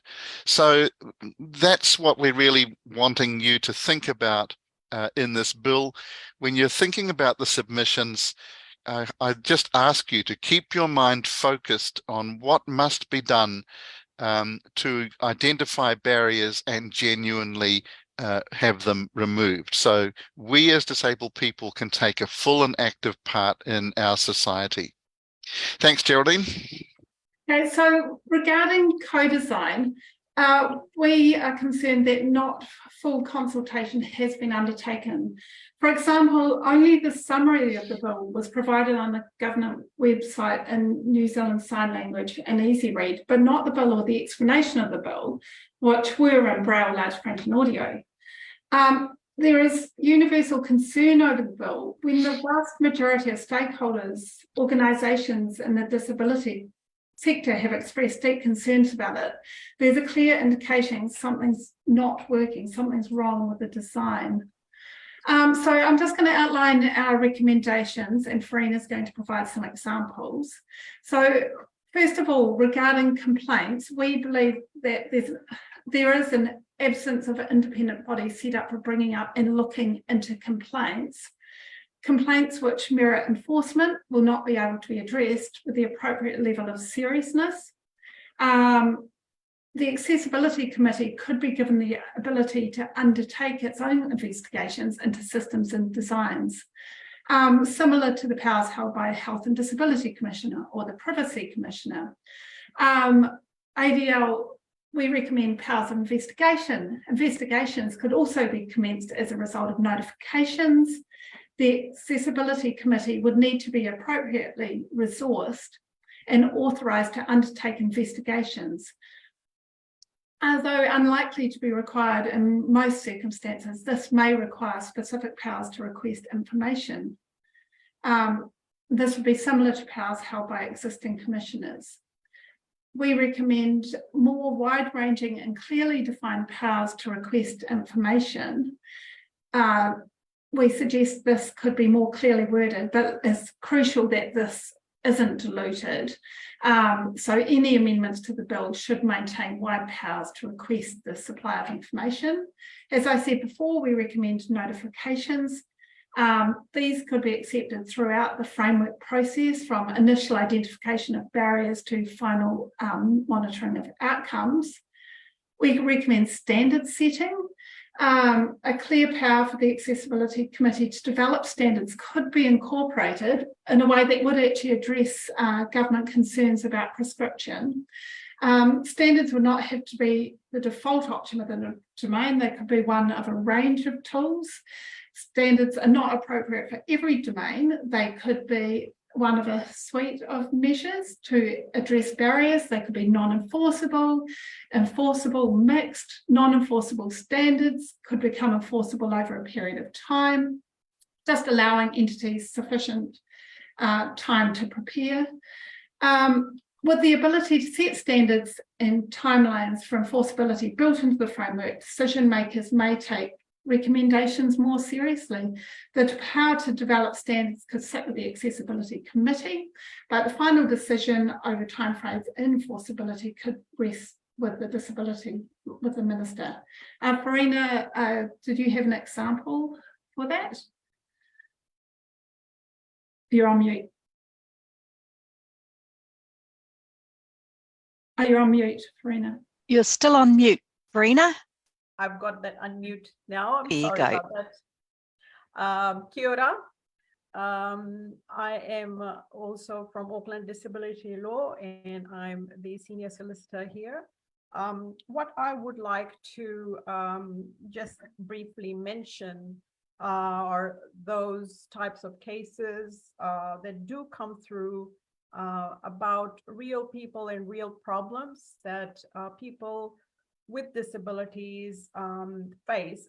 There are a myriad of different problems that come through. For example, unfortunately, many of these issues are about people with disabilities accessing disability supports. That would also mean accessing funds. And these are directly in relation to WINS, as well as Kainga Ora. We have found that the system, for lack of a better word, is a bit dysfunctional. We say that because there are often quite a lot of failures in those areas. Disabled people could not notify the Accessibility Committee about these, then there would be fixed standards that could be set. Facing so many issues where there's a layer of issues that disabled people face, and to have that exacerbated by trying to access disability supports or what other people without disabilities are able to access is really an issue. It is very frustrating and difficult for disabled persons to keep going through the same cycle over and over again. Every few weeks, we have found, every month. So these issues are ongoing.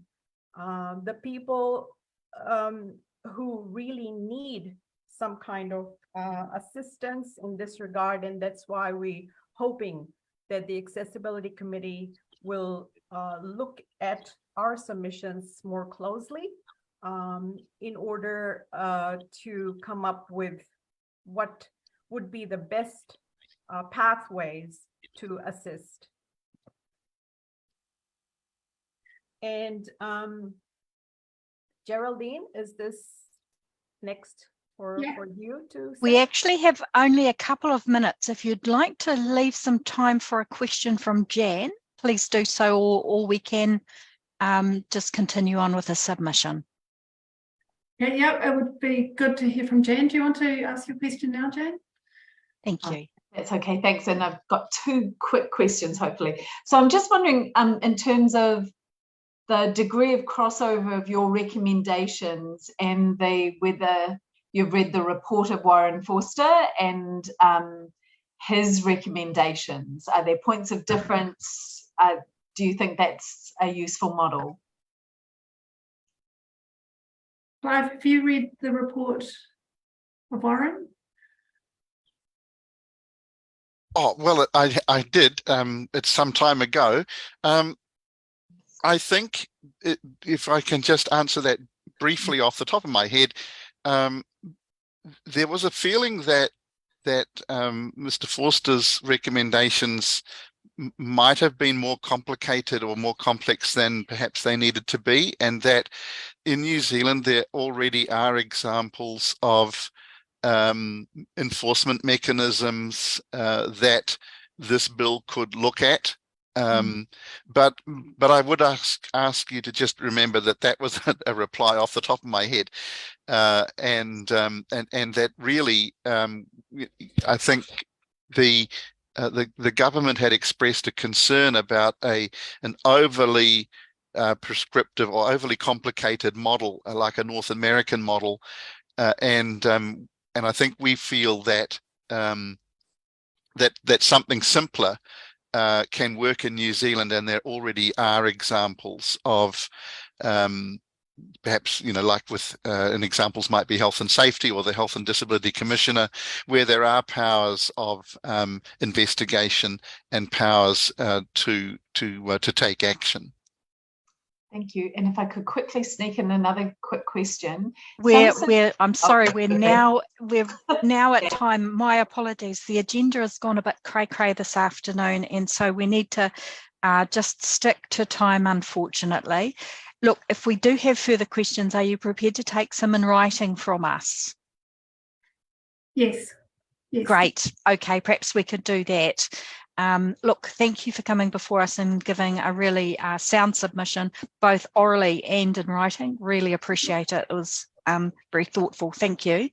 But we now must move on to our next submitter. Thank you so much. Have a good day. Thank you. Thank you, dear. All right. So we now have Te Roopu Waiora. If the Te Roopu could come into the room.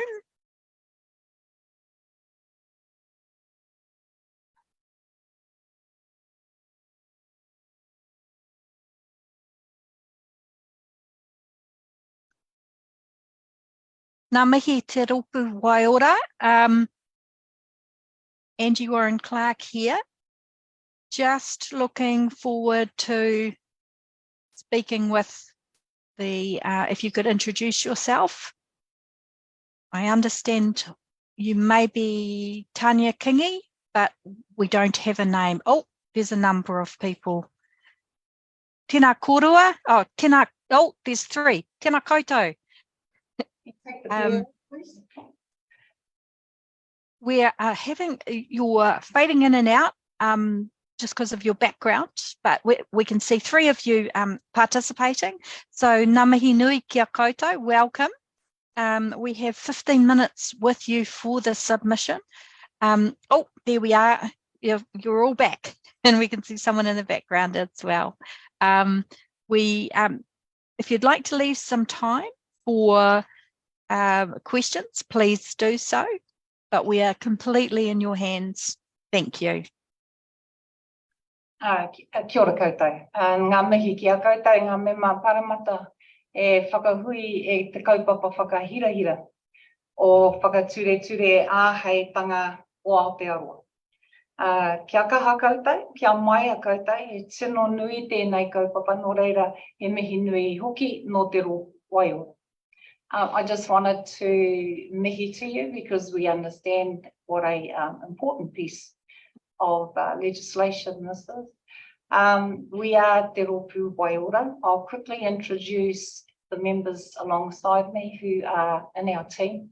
Georgina Nathan, no Ngāpuhi, Ngā Tikahu, aroha mai. Edward Ruka from Ngāpuhi, and myself, Tania Kingi, who's a member of the Roopu as well, and I hail from Ngāti Awa. Our focus on the bill is really more directed towards Māori experiences in terms of accessibility from the disability community. We're going to take that you've read our submission, and we just want to highlight a couple of points and then leave the rest of the time in case you have questions to ask us. So our organisation is unique. It's unique because it's founded and governed entirely by whānau experiencing physical sensory and intellectual impairment. We're both consumers of public services, advisors to over 16 different government departments, as well as iwi Māori, marae communities, kaupapa Māori services, and a host of Pākehā and non-Māori support services that cater for the disability population. Our communities are quite diverse, but it's fair to say that Māori experience the highest rates of disability, the highest rates of deprivation, and the lowest rate of utilisation when it comes to service provisions. There are significant differences between the way in which accessibility is accomplished by our communities, what it means in our communities, and how our populations have struggled not just to access public service, but also to access our Māori. We raise a couple of things in our submission in terms of communication and consultation. You can appreciate that we've just come back from Te Matatini, and as the largest cultural festival for Māori and quite possibly for Indigenous populations around the world, we've just been experiencing how difficult it's been for our community to take part in an event like Te Matatini. During COVID and the floods and obviously the cyclone, we've struggled as an organisation to ensure that we had communications, that we were considered in some of the emergency responses. And we found that it's been hugely difficult to plan ahead that allows our communities to access services at the same rate as other populations can in Aotearoa.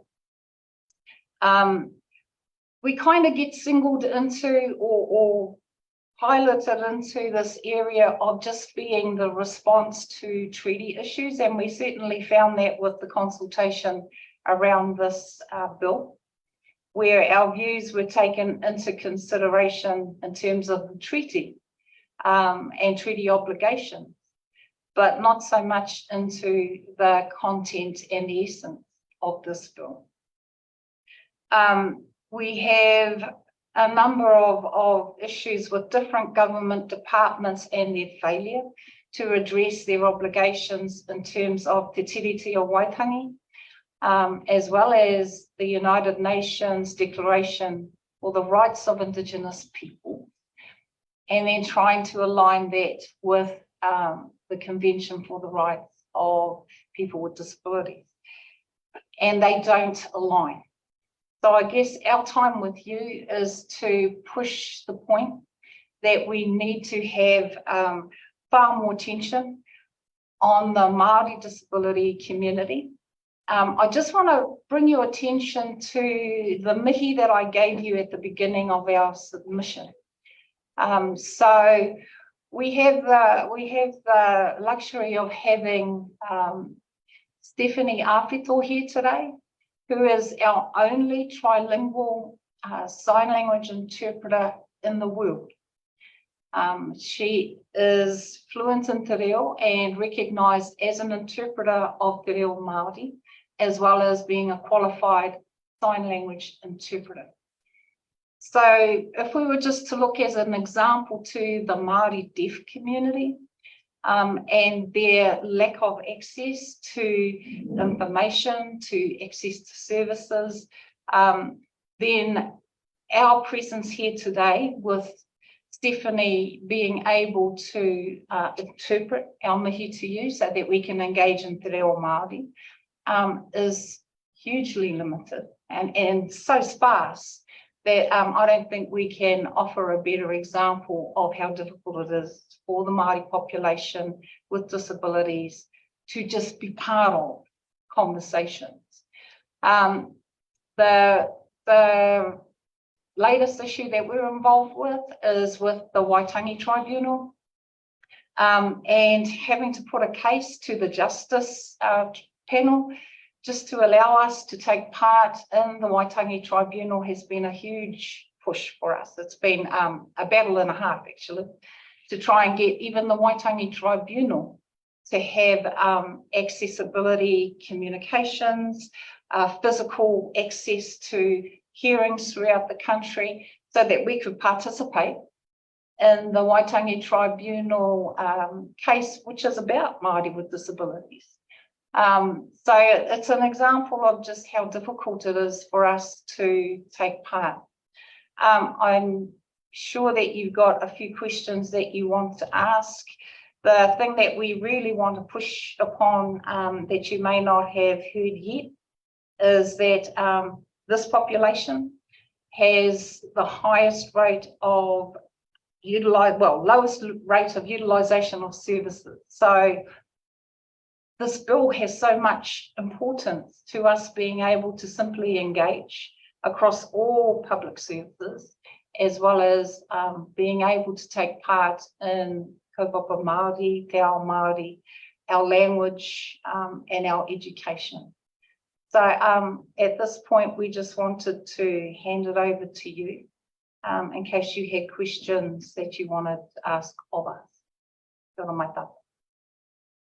Oh, tēnā koe, Tania, really appreciate your submission and also for acknowledging our taonga Stephanie as well for her being here today.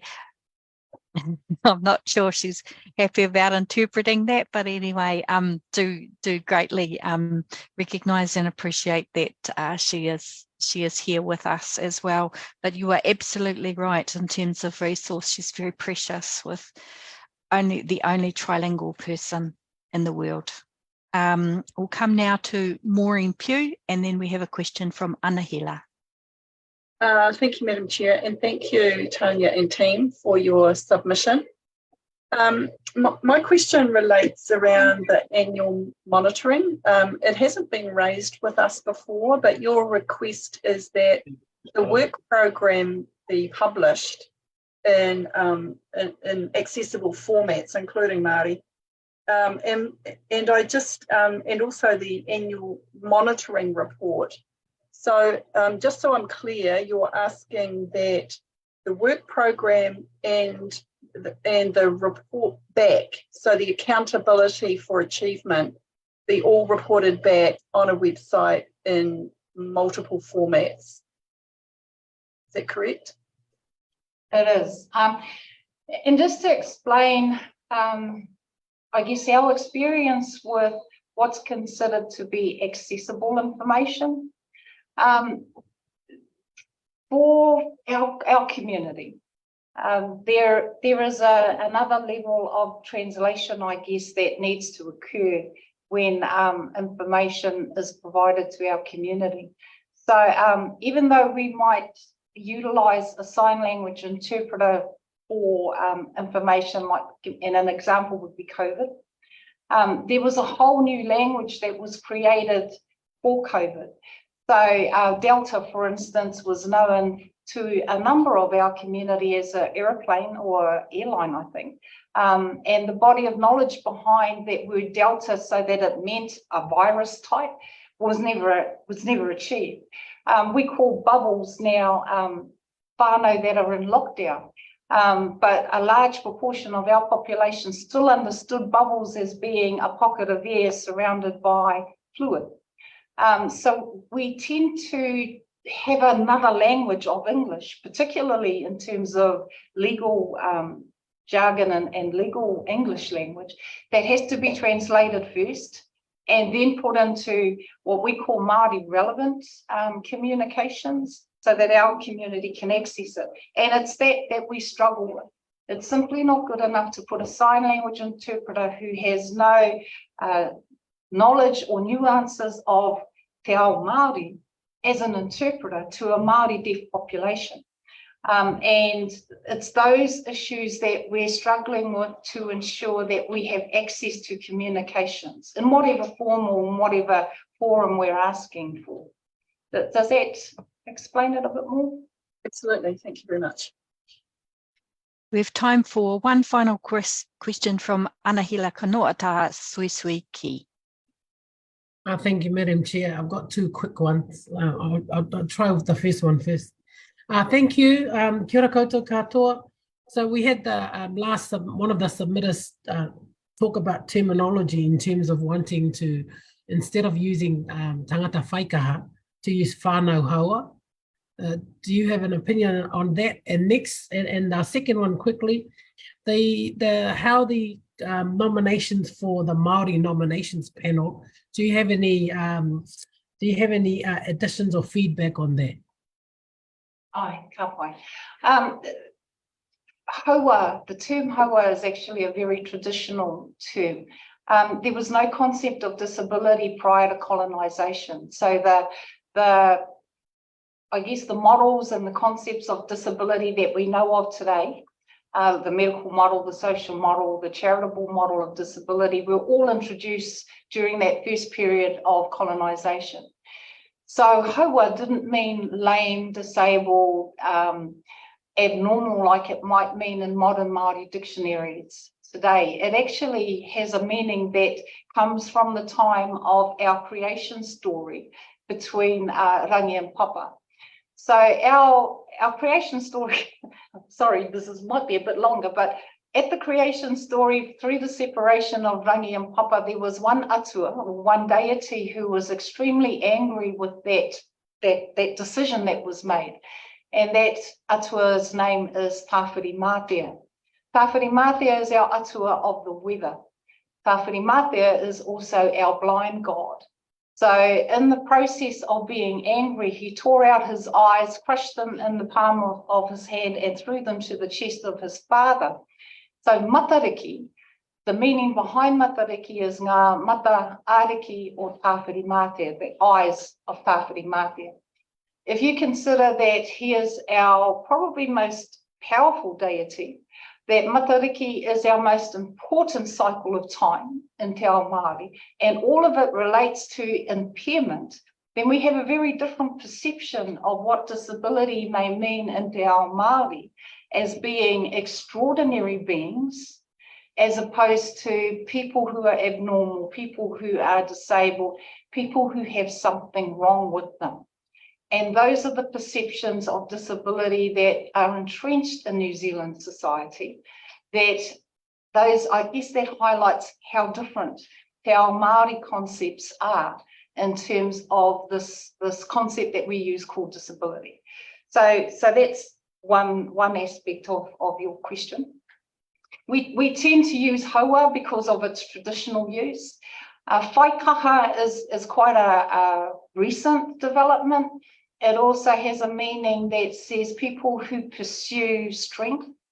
And then there are parts of our community who believe they are already strong. It's the rest of society that needs to change the perception of our strengths and our contribution. Your other question about our leadership, was it our leadership or the appointment of people who represent us? No, it was about the bill. It talks about a Māori nominations panel. Māori nominations, yeah. And I guess we perceive that as being Māori leadership. As far as our population is concerned, we have very set ways of determining who are our leaders and who represent us.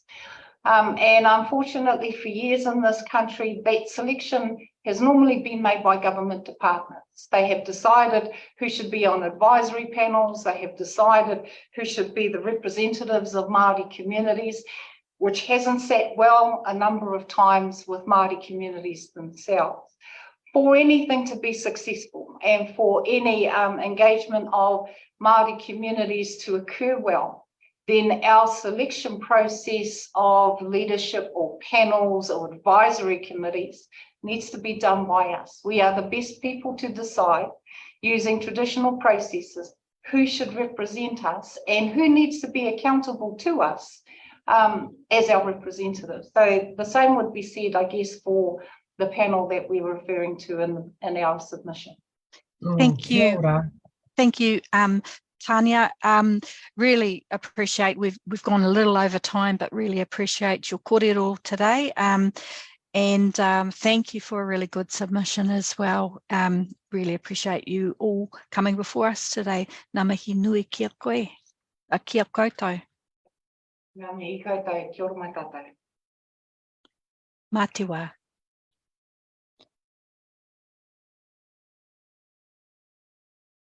We are now coming to the Royal New Zealand Foundation of the Blind and Clive Lansink. Can see that you are on the on the tool. Clive, if you could switch your camera on if you choose to, and and if you, yes, you're all off mute. Thank you so much, Clive. Welcome back to the Select Committee. Good to see you again. We have 15 minutes with you, Clive. If you'd like to leave some time for questions, please do so. Ngā mihi. Kia ora koutou. I've just spoken to you as Chair of Auckland Disability Law, so I won't have to repeat what I said, but I'll just highlight the key points then in our submission here.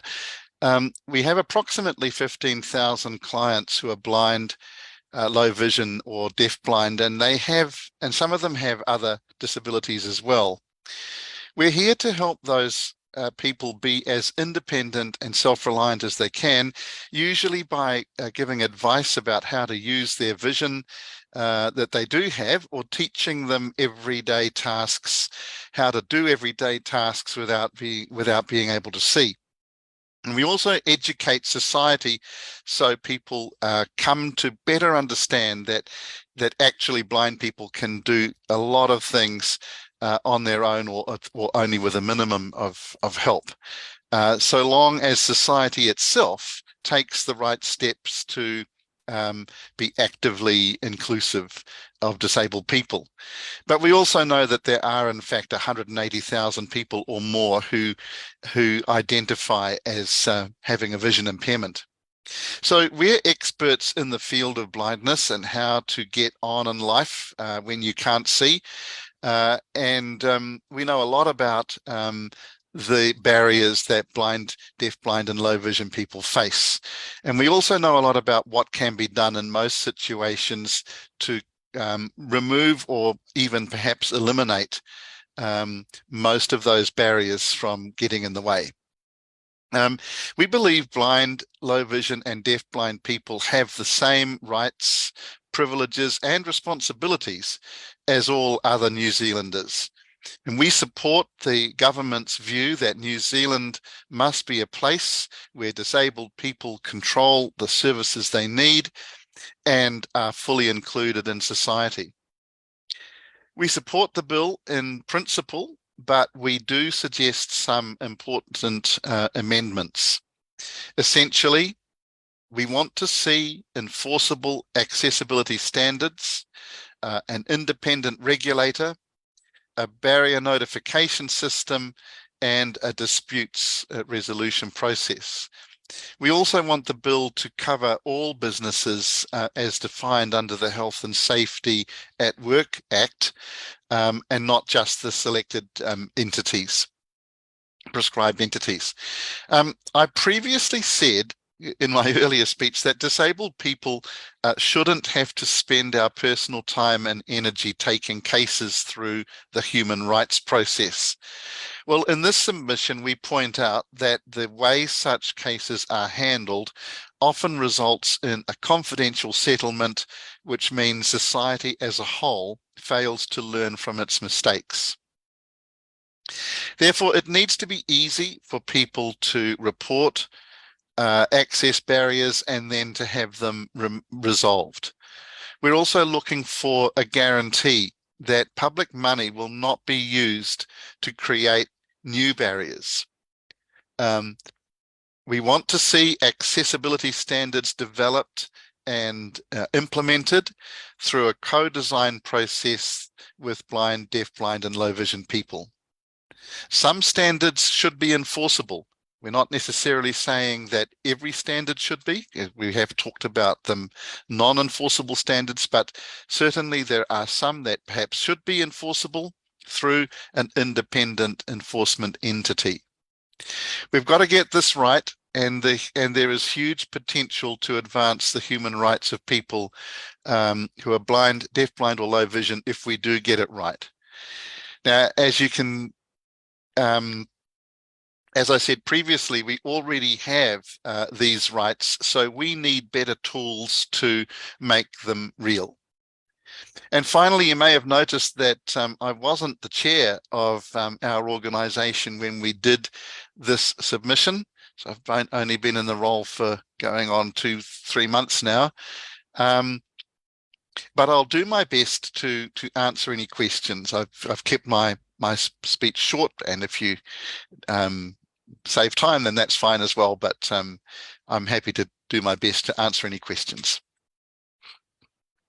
Thank you, Clive. A really good submission, as we've come to expect from you.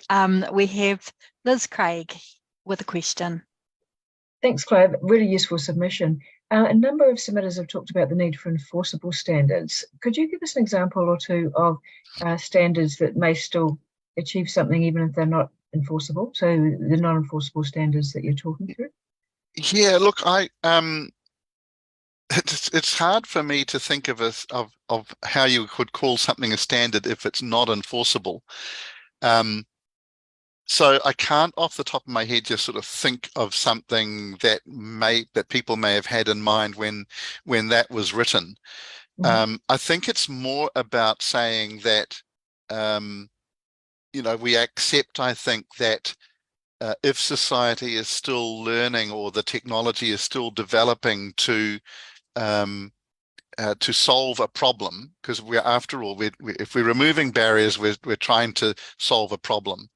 And it may be that because of the way technology is changing, a standard might be in place and we'll sort of then able to monitor to see how effective it actually is.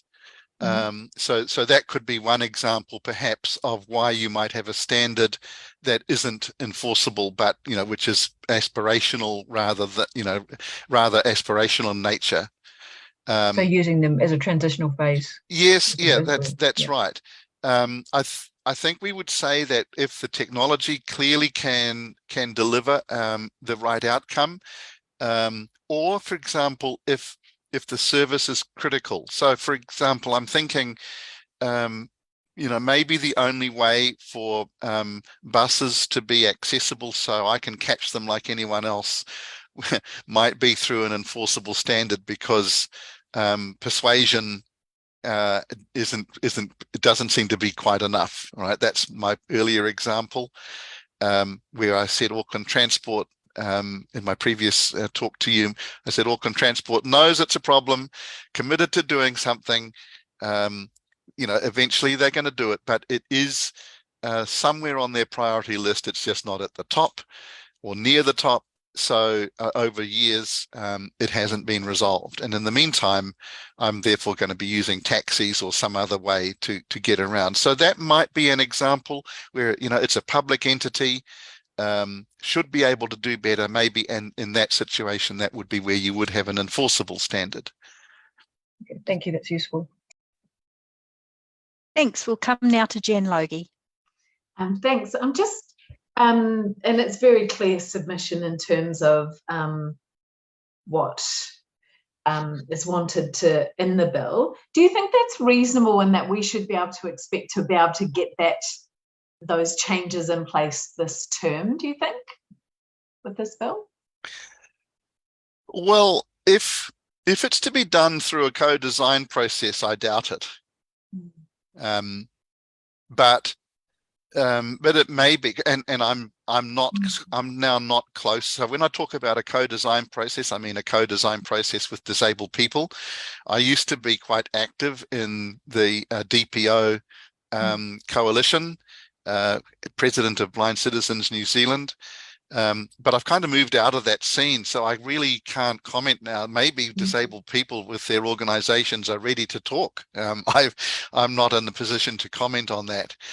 So I don't want to necessarily say that there isn't time before this term if you want a co-design process. But I think the other point is that there are examples of enforcement mechanisms that appear to be working perhaps in a way that disabled people might find acceptable. And I'm thinking of like the Health and Disability Commissioner and people like the Ombudsman, for example, who have strong powers to hold entities to account, or certain entities. And so I think there may be potential to explore that, and if you could do that with disabled people through their established structures, maybe you can. It's still quite a few months away. I don't know how much rethinking there needs to be to create those mechanisms, to just provide those extra powers that people are asking for. So maybe you can do it. Oh, thank you. We seem to have come to the end of questions, Clive. Well, I can assure you this is the last you'll be hearing from me. I think it's the third time now that I've sat in front of you. But thank you. I've really appreciated the effort that you've put in. Obviously, this is an extremely important piece of legislation, and to submit 3 times is pretty exceptional. So thank you for that. And all 3 have been good submissions as well. So with that, go well, and we will be back with a report at some stage soon. Thank you so much. Bye-bye then. Bye-bye. Now we have an individual submitter, Danny McLean, or McLean, I'm not sure pronunciation there. Danny, if you could come on to the select committee tool.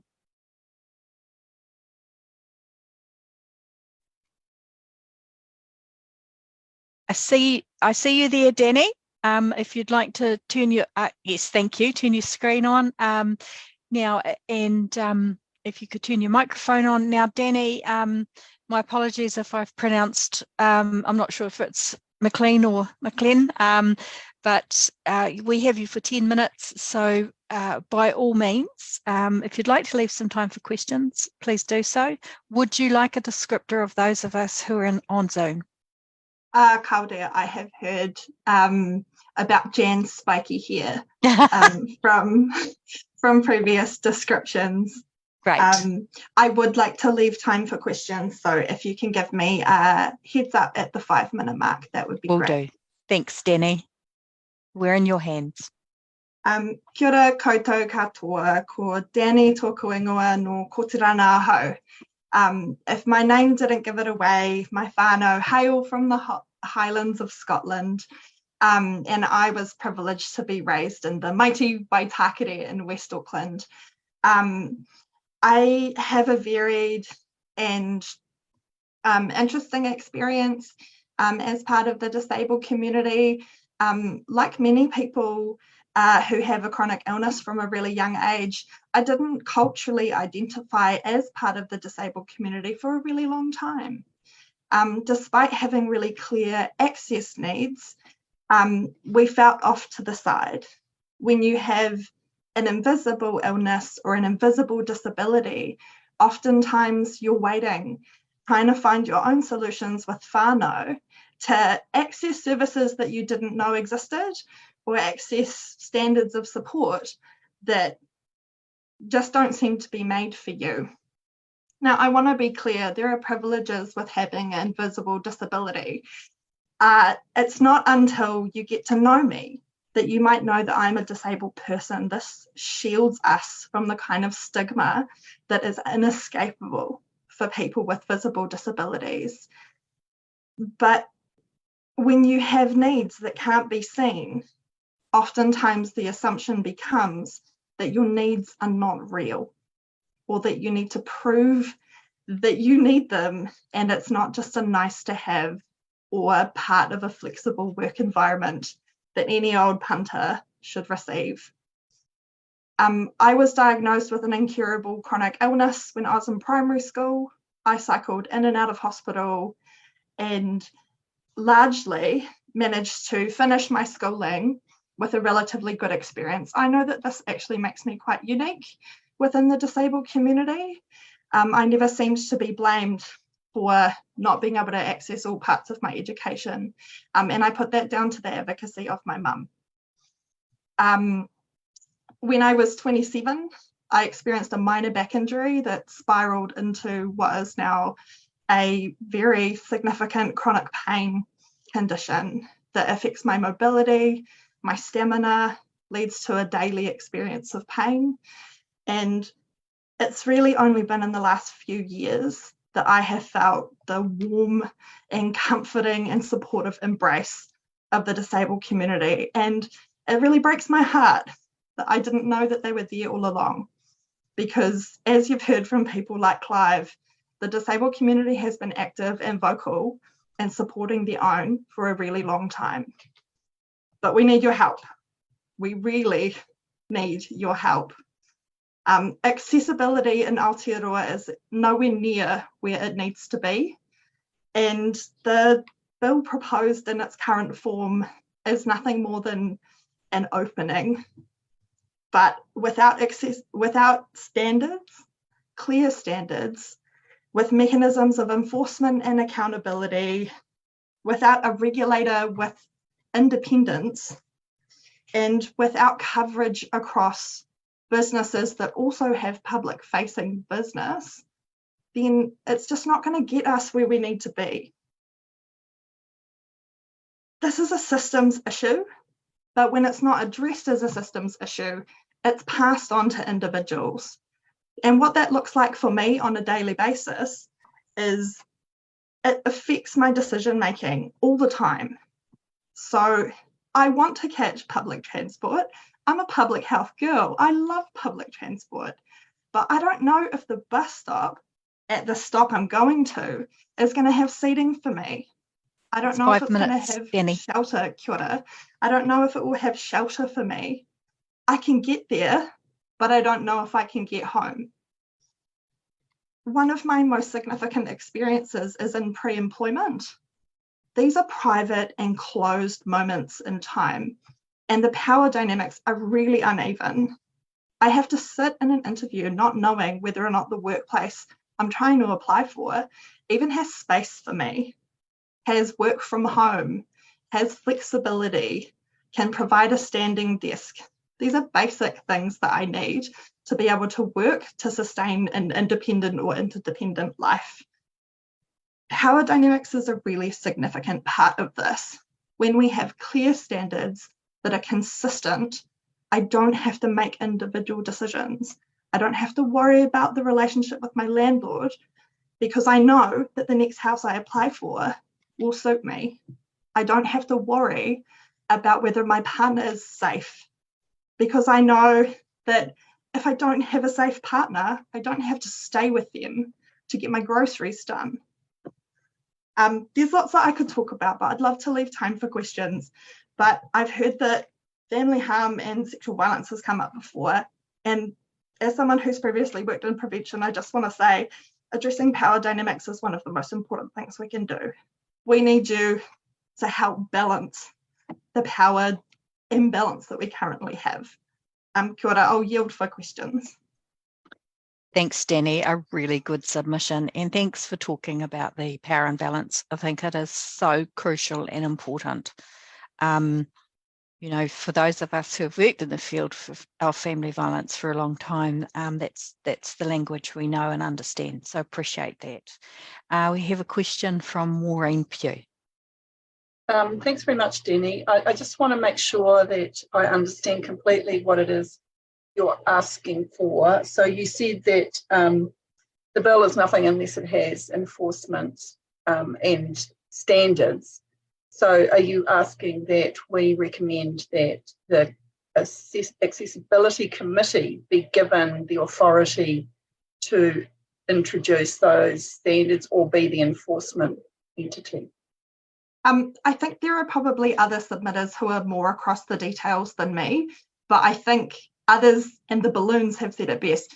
We need teeth behind this legislation, whether it's that the committee can make binding recommendations or whether it's that there's an independent enforcement body. There needs to be teeth behind this bill. No one is going to do this voluntarily. The disabled community was advocating for decades for more flexibility in the workplace, remote working and work from home. No amount of asking nicely changed anything until it affected able-bodied people the way it did in COVID. We need enforcement. Sure, okay. Thank you, Danny. That's a really, really good point to end on. Look, I have to thank you for your submission, really clear, really to the point, and also in one of the languages I speak, which is power. So thank you so much. I have to say it's been, we've had a long day, but you have captured our interest. Thank you so much. Good, Angie. I'm a humble health promoter. I really struggle to speak about myself. This is my first oral submission and I was bricking it coming in. It's hard. This is hard, but important. Absolutely. And thank you for that. It's, you know, I would have never done a submission previous to coming into Parliament. So just have to say thank you. And you've done exceptionally well. I've got to say it's like you've done these many, many times. So thank you and have a good rest of your day. Be assured we've heard what you've had to say. Thank you. Ka kite. And those teeth are never going to follow me forever, those balloon teeth, forever, I'm sure. Thank you. We now come to Barry Kirkland, who I understand is ready and waiting for his submission. And there's Jan's cat. Which one is that, Jan? Bean. Bean is beautiful. Of the flicky tail. Yes. Oh, so I can see your screen is on, Barry. If you'd like to turn, your camera on, we'd be happy to have that. If not, also just happy to have your your microphone on so we can hear you.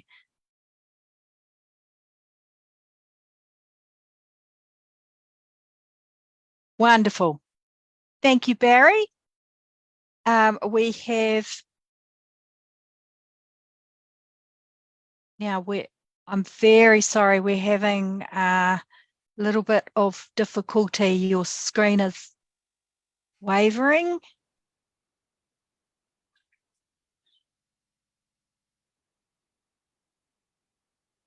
Madam Chair, I understand Barry's profoundly deaf. Right. If we could pin the interpreter, be appreciated. Thank you. Wonderful. Barry, can you hear us okay and see us okay? Aroha mai, what I mean is you're able to communicate. Your screen is flickering. It's very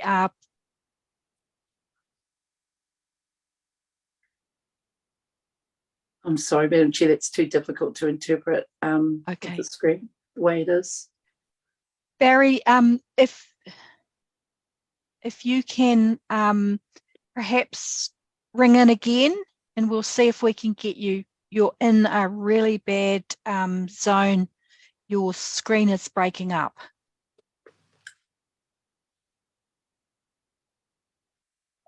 Okay, what we'll do is we'll perhaps if there is another submitter, if we have Inclusive Education Action Group present, or whether we can try to get Barry back into the room.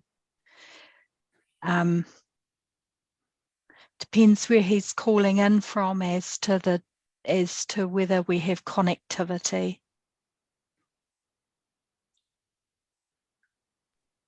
Sorry, Madam Chair, we don't have the next submitter available. If you just give us a couple of moments, we'll try and get in touch. Okay, we'll try and get Barry back, and hopefully this time on a better connection. think we'll suspend for just for a couple of minutes. So come back at 3:45.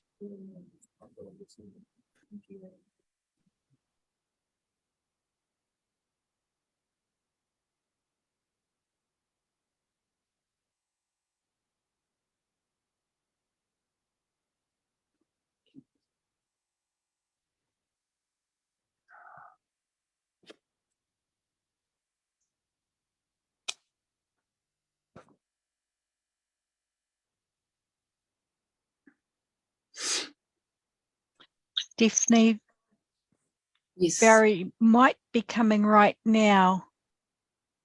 Yeah, I think every time he moves, it seems to interfere with the video connection. Yes, I think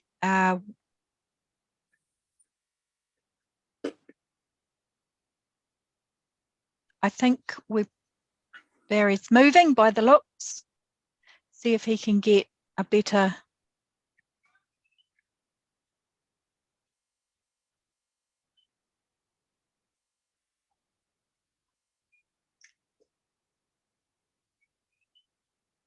I'm sorry, Barry, it's not looking good for your submission. Could you check that your camera is properly plugged in?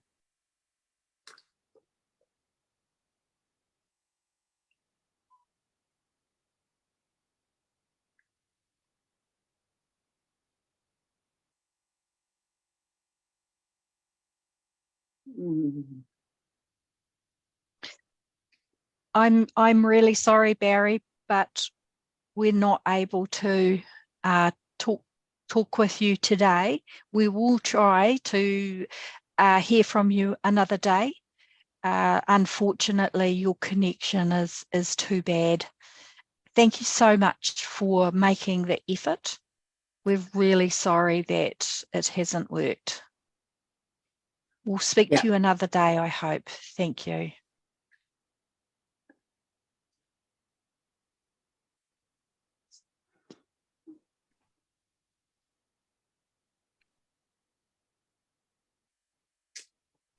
So hopefully we can try again tomorrow. And it may be just a connectivity issue, but if we could now have Inclusive Education Action Group in the room if they are present a little before time. Yes, so I believe the committee staff are on the phone with them now. They're just joining. If you could give us 1 minute, thank you. Thank you. Thank you for your support, Stephanie. That was very helpful. Thank you.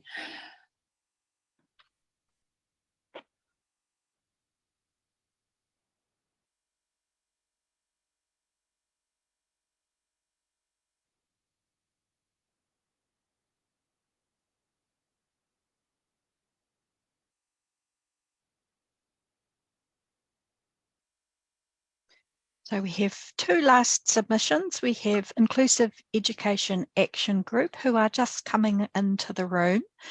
A little bit of time because it's early. And then we have Eva Tamuda as well after that.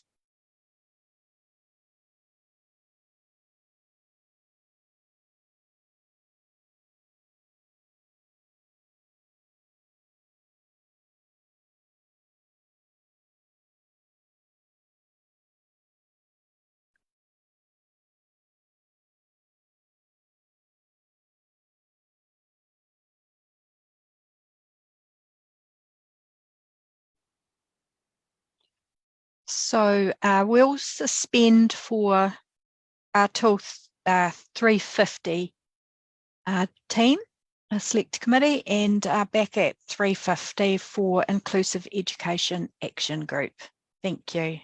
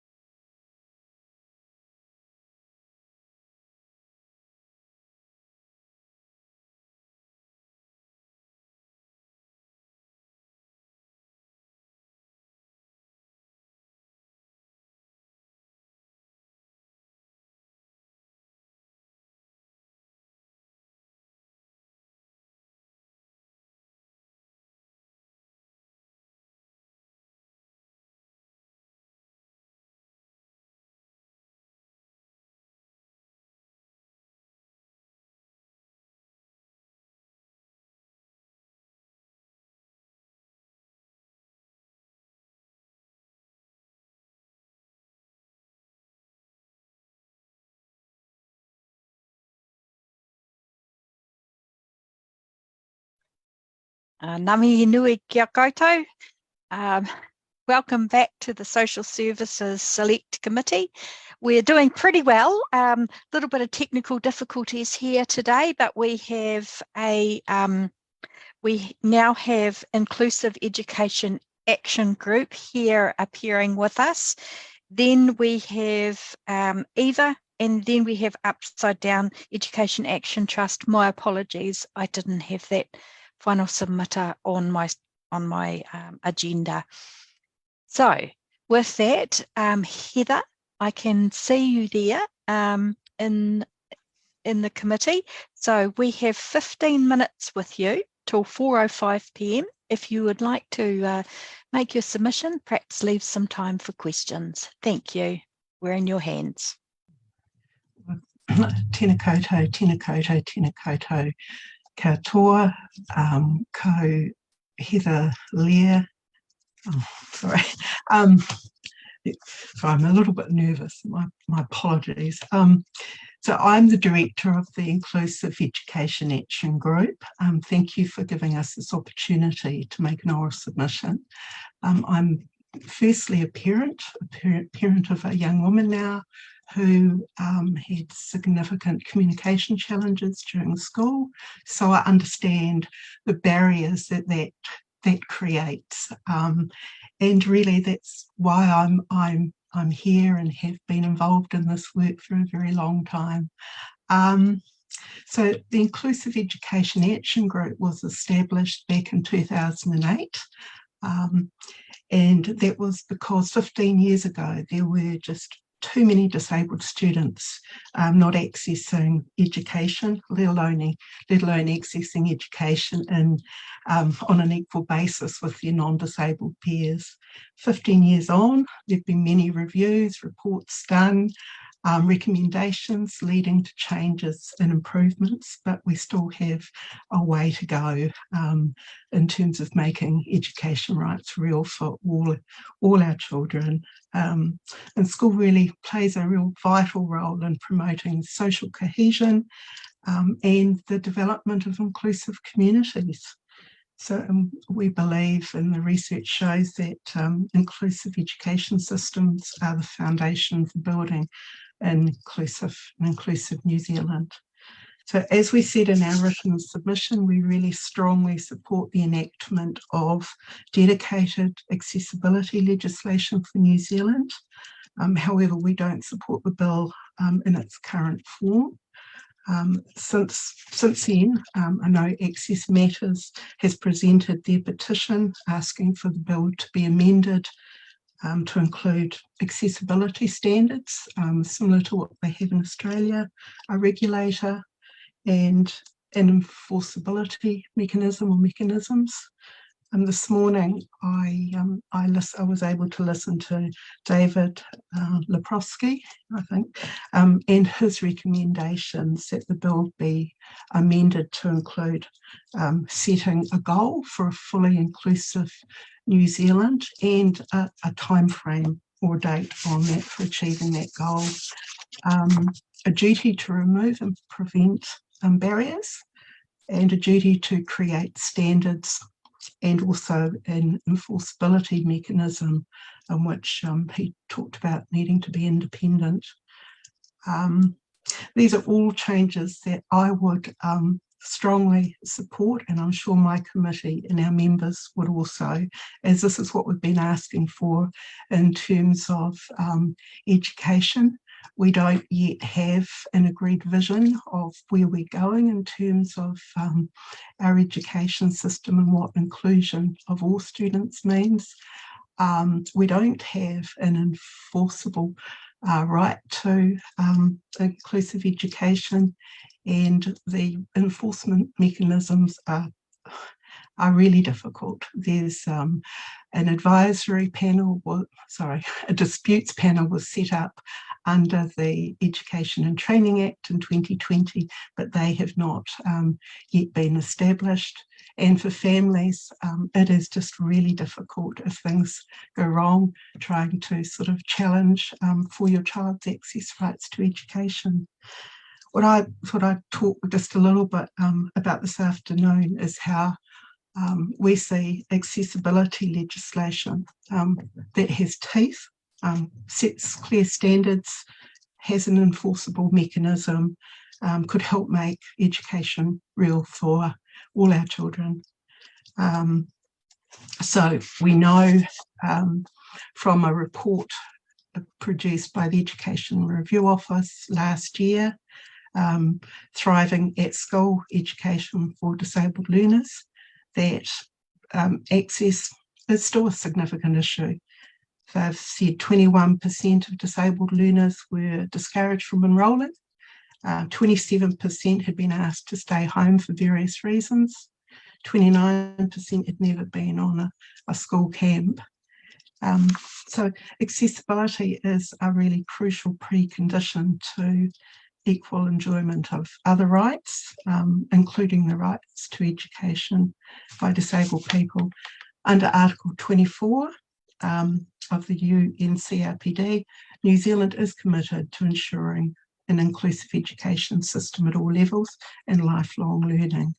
And accessibility is one of the core central principles that the Committee on the Rights of Persons with Disabilities describes as being central to an inclusive education framework. So accessibility is much more than physical accessibility or being physically present at school, as I'm sure you know.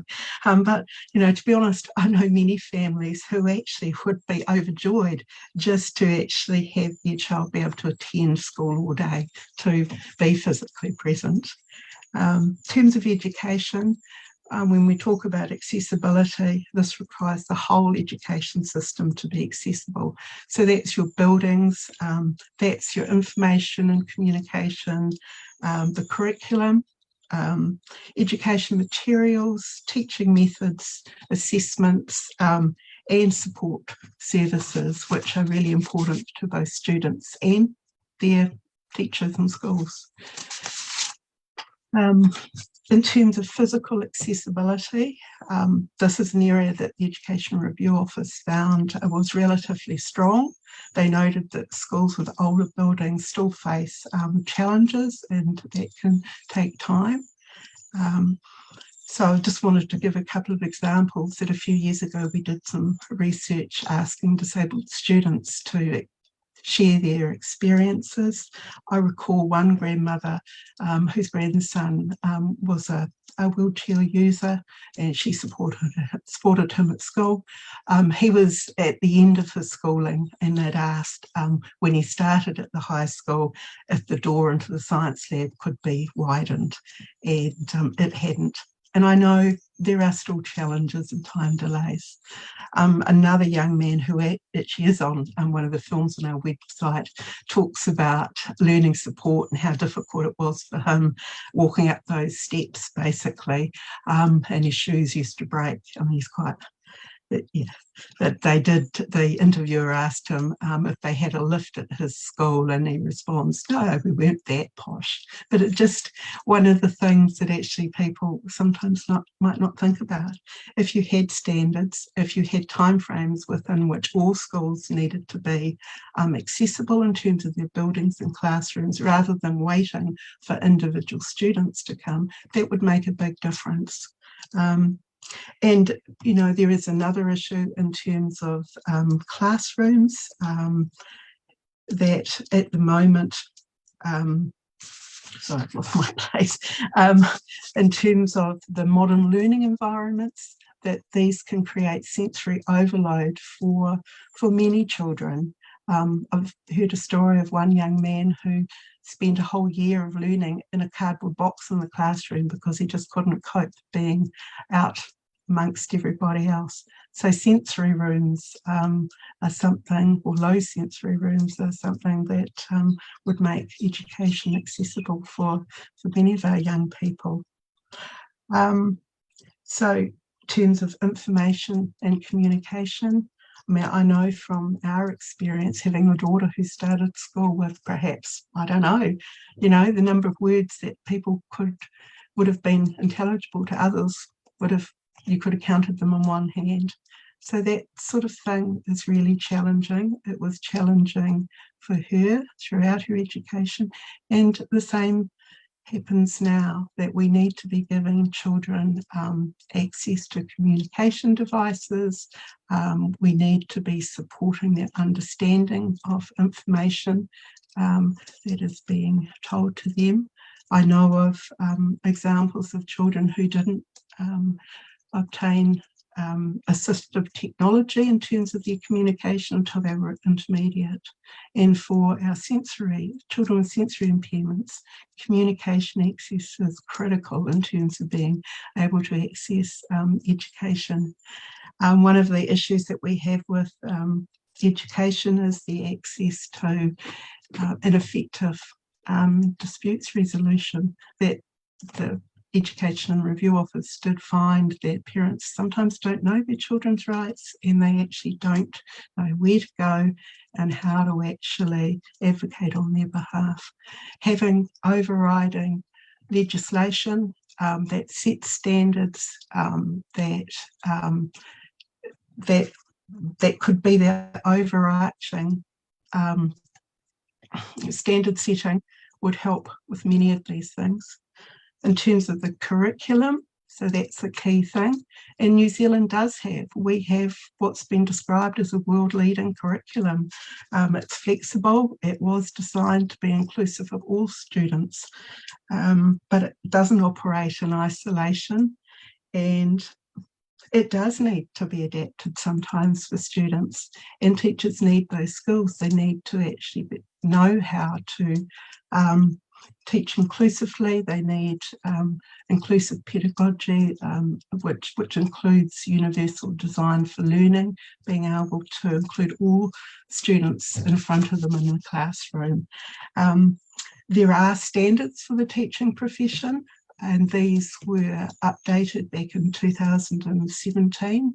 So my organisation and others submitted on those, made recommendations, one of which was to make explicit that teachers all need to be able to teach to all students. But that isn't a requirement at the moment, and we think that that should be far more explicit. And I think that that is one of the recommendations from the Education Review Office, that those standards be made explicit. So accessibility legislation that has teeth could sit over the top of things like that. Heather, we've got a couple of minutes left. So did you want to leave time for questions? Happy for you to Look, continue. I will. So I guess that's my point, that I really the suggestions that have been made for change, we would support. And look, really happy to take questions, and to thank you for giving me this time to talk to you. Thank you, Heather. On behalf of the Inclusive Action Group, Education Action Group, I have to say, you know, there's nothing as fierce as a mama that's that's going to stand up for their child. So thank you for that brilliant submission. I just had a question. If you could just clarify for me, I thought what I heard you say was that there was a disputes panel set up in 2020 for in the education curriculum. In the education system, and it's still not in place. Did I hear you correctly?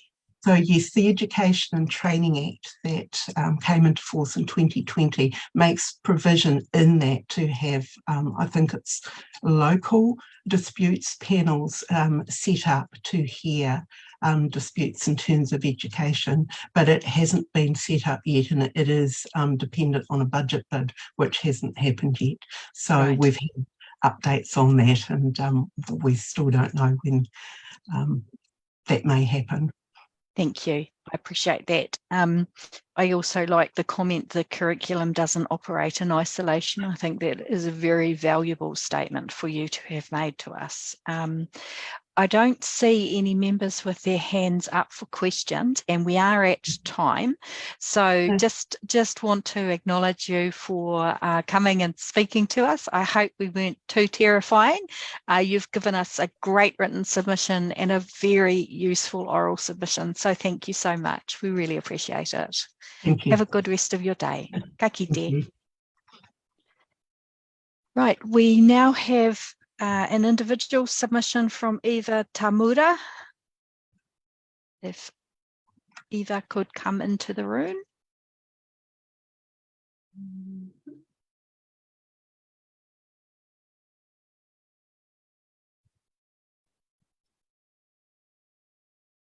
Now, if we could perhaps unpin for a moment. I can't see the full screen as to whether our submitter is here. She's here. Thank you. Oh, thank you. Eva, there you are. If you could turn your speaker on, your microphone on, I should say. Thank you for, there we go. That's it. That's it. Wonderful.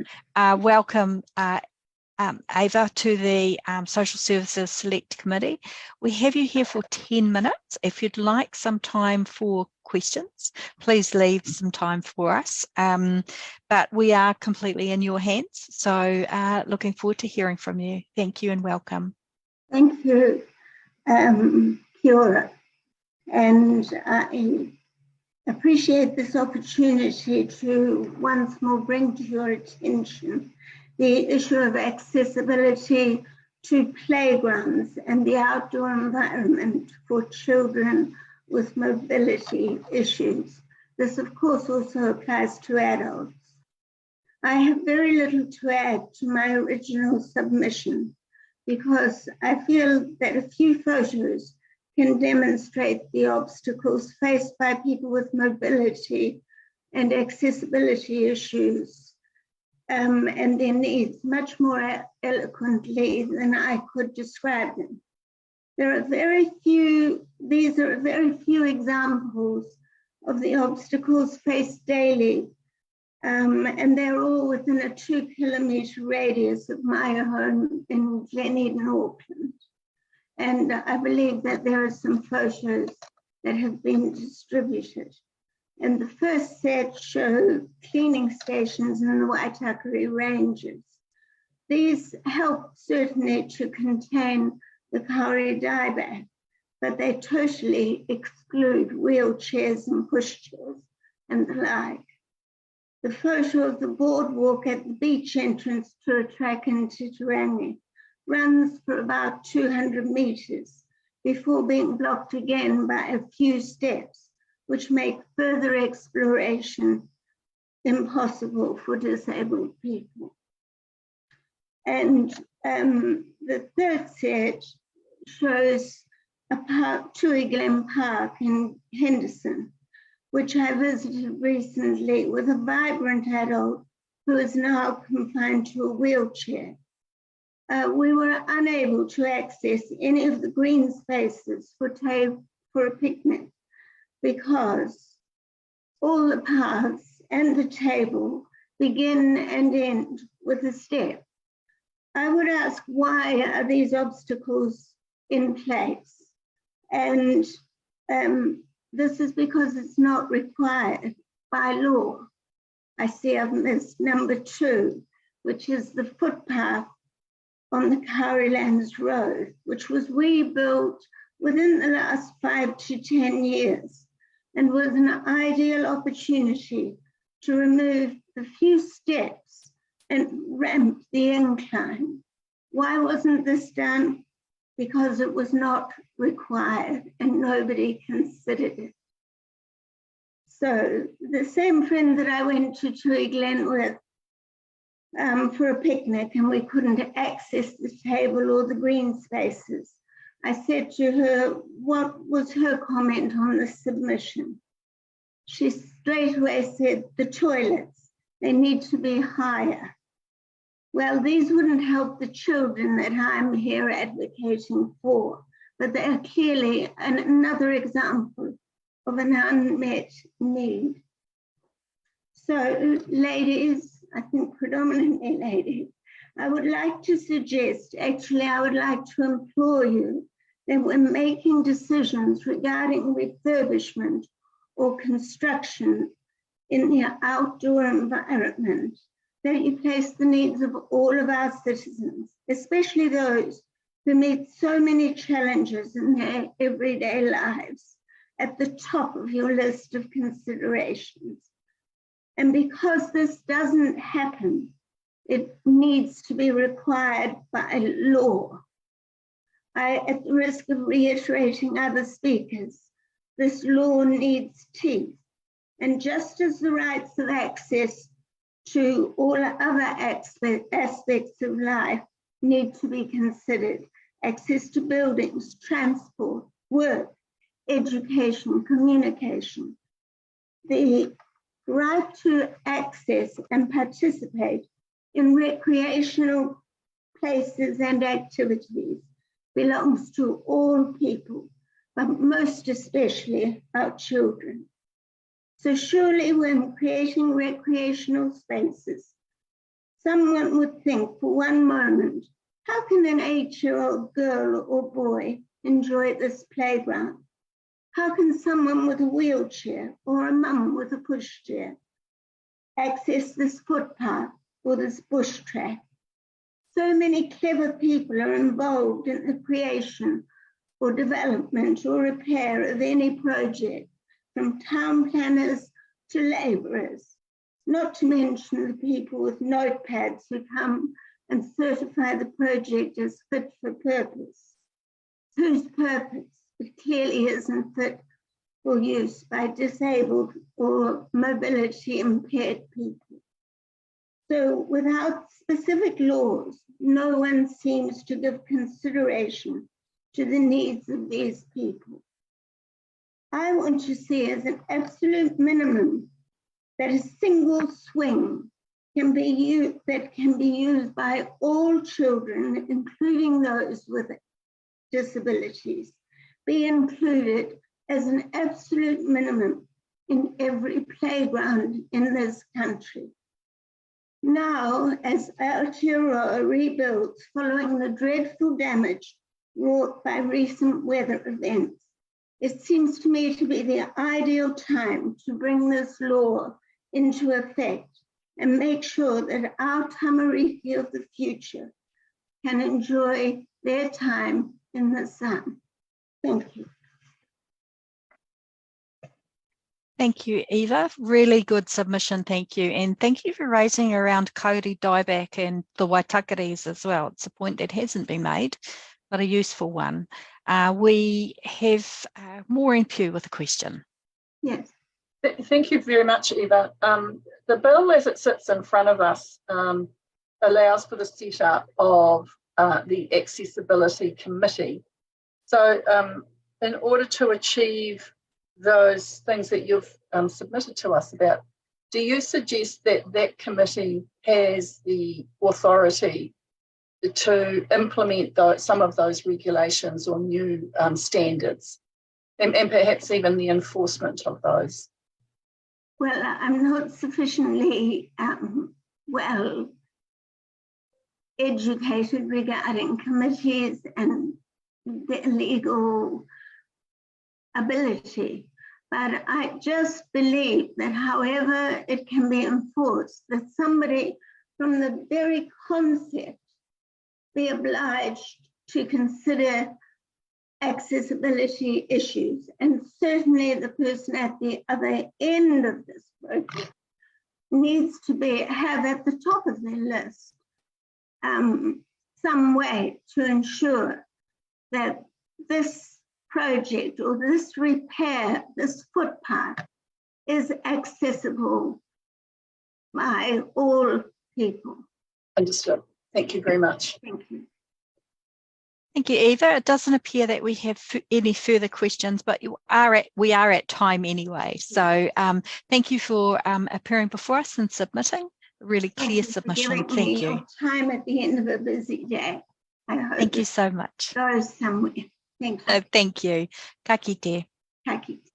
So we now come to the final submission for the day, the Upside Down Education Trust. And I understand we have Sarah with us.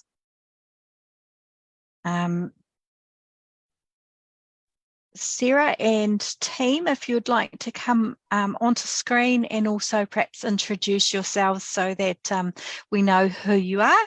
And as I say, my apologies, you weren't on my agenda, but I saw you frantically contacting to say, excuse me, we are here. So my apologies for that. Look, we have 15 minutes with you. It's the end of a long day for us. However, we are really interested to hear from you, and if you'd like to leave some time for questions, we'd appreciate it. Thank you. Looks like two of you, so tēnā kōrua. Kia ora, wahine toa. So my name is Sarah Patterson-Hamlin, and I'm the former CEO of the Upside Down Education Trust. And Victoria, who's here with me, is the current CEO. But as I'm the one that prepared the submission, I'll be primarily speaking to it today. But yeah, so thank you very much for your time. You're nearly there. Hopefully it'll be interesting enough. So we're overall really encouraged by the kaupapa and some of the language and intentions of this bill. We're particularly excited about the acknowledgement and recognition of the role that whānau play in the lives of many people with disabilities. Our organisation, by the way, we provide speech and language. I'm going to say we because it's a hard habit to break. We provide speech and language therapy for children with Down syndrome. We support just over 300 children across Aotearoa. In every region, there's probably about 1,000 children in total in New Zealand with Down syndrome. So obviously we're very excited about the role of whānau. Also the acknowledgement of the fragmentation across the public sector that people with disabilities and their families encounter. I also, we're also really encouraged by talk of prevention as well as the removal of existing barriers, because that's a really big part of what we do, because we fund early intervention therapy. That's obviously a big part of our kaupapa as well. I wanted to pick up as well on what one of the previous speakers was saying, Heather Lear, and just to tautoko that we hear so often from families that they have, that they are being turned away by schools that they have a legal right to access. And it's one thing if that's happening in Otahuhu and you have a few different options, but if it's happening in somewhere rural, you really are, there's, for example, quite recently there was a family who's now doing a 3-hour round trip with other kids every day just because the school closest to them refused them access purely because their child had Down syndrome, and they don't really have a legal mechanism to fight that. So coming back to our submission, our first recommendation was that future costs be taken into account. So speech therapy is a classic example. Costs about $2,000 a year for Upside Downs to fund a child with Down syndrome to receive the speech therapy they need.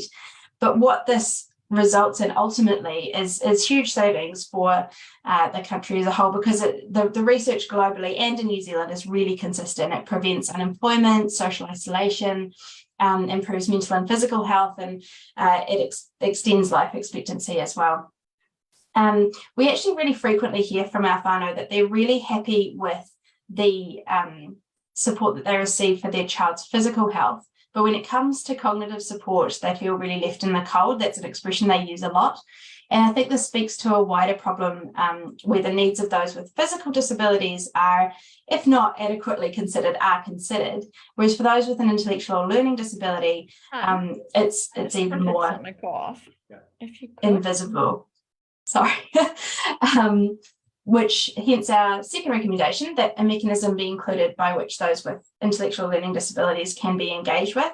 We understand the barriers. This is an often non-verbal population, hence what we do, but it's not impossible by any means. And actually, so my role now is on one of the local boards here in Auckland, and it's been made very apparent to me in my current role where this is falling down. Following the flooding and the cyclone, information has consistently been unavailable in easy read format. When we've been talking about the budget consultation that's starting tomorrow here in Tamaki Makaurau, again, easy read formatting has been declined. And we applaud things like translations into language like Mandarin Chinese, Hindi, Samoan, Tongan. Absolutely, this should be happening. But the reality is that easy read reaches more people. than any of those language groups I just mentioned. And, you know, as the impacts of climate change are going to become more and more apparent, we're going to have more instances like this where people with intellectual and learning disabilities simply aren't being able to access the information they need to survive these kind of incidents. So people with intellectual disabilities, it's around 3% of the population, but that doesn't include those in states of cognitive decline, like older residents. And it's such a great example of, you know, that cartoon where there's someone builds a ramp into a school, so now it's easier for the guy delivering the milk to come in as well, and it's all these unintended positive consequences of inclusion. The same thing happens when we include people with intellectual and learning disabilities. There's so many other people who can engage. And yeah, part of the problem is the data itself. We don't even have an accurate idea of how many people actually do fit into this category who are, for example, unemployed. If we compare to similar countries that do record that data, like Canada, it's probably somewhere around the 90% unemployed. And that obviously leads to poorer outcomes in almost every other aspect. So just to conclude, I guess I'm really loath to ever describe human beings as lines on a balance sheet, but even if we do, it's really abundantly clear that investment in things like early intervention and making information accessible is really, really crucial and can save so much in the longer term, as well as just being the right thing to do for these sort of most vulnerable people. And so I guess a recommendation that wasn't in our original submission, but which based on recent experiences I would also chuck in there, is that making easy read information part of both central and local government BAU. I didn't realise how much that wasn't a thing. So yeah, that's my final little addition there. Victoria, did you have anything else to add? No, you're exceptional as always. Thank you very much. Covered everything and even added a bit extra in. So thank you so much. Thanks so much. We'll yield the rest of our time for any questions. Thank you. I was going to ask you the same, Victoria, if there was anything that you wanted to add to the submission. Really good, sound submission. Once again, you've come before our select committee on a previous occasion, so good to see you both back again. Maureen Pugh, we have a question from Maureen. Thanks very much, Victoria and Sarah. Sarah, you mentioned the easy read formats would reach, I think you said, is it 3% of the population? So 3% of the population are estimated to have an intellectual learning disability. Easy read format does reach more people than that. In fact, we've seen that it also reaches people who, for example, in the budget consultation I just mentioned, there's quite a lot of people who don't want to read a hefty budget consultation document, but they'll pick up the one-page version that has pictures and simple explanations, and therefore it actually really benefits participatory democracy as a whole. So yeah, again, one of those nice examples of inclusion benefiting more than just the what's immediately obvious. Sure. And I have another one, Angie, is that okay? Also, you referred to students who had been refused access to schools. Do you have any data? Do you know if any data is collected about how many students are actually refused entry? No, I wouldn't know exactly where data on that is, and I imagine it'd be really hard to find because a lot of people, when they go through that experience, there's so much shame that comes of it. And actually a lot of people, especially if they're in a city where there are other options relatively close by, most parents in my experience will, they won't push it because it's so they feel so much shame and judgment. And so when a principal says, look, we don't think this is the best fit for your child, 9 times out of 10, I would say people just kind of go with that. So I'd be surprised if it was that easy to get accurate data on that particular kind of occurrence, but that's not so. I just simply don't have it. Anecdotally, as I say, we've got about 300 families. I would say that we hear of this kind of incident, and if you include times where children are asked to not attend as many hours during the day or are discouraged from attending school camps and things like that, it'd probably be sitting around a third. Oh, that many. Okay. We'll see of the children with Down syndrome we're with, yeah. Okay, it seems to be that we've come to the end of the questions from the team. thank you once again for your submission. Really useful, and I guess towards the end of the day, it's not that we aren't interested in asking questions. I think we've probably we've heard a lot similar, but also you've added some more value to our discussion. So thank you both, Sarah and Victoria, for coming along. Looking forward to you taking over next time, Victoria, and doing a submission. You most absolutely can't wait for that as well, but it's good to have you both here, so thank you so much. Now that is the end of our public session. To those people watching along at home or other members, so with that, we say good day to you, and then we will be moving into private session very quickly for some discussions with our officials. Thank you to our interpreters for the day. Absolutely amazing once again. Thank you. You've done a brilliant job. We greatly appreciate your efforts today. It's been a huge day for you, and I understand how exhausted you must feel. Thank you so much.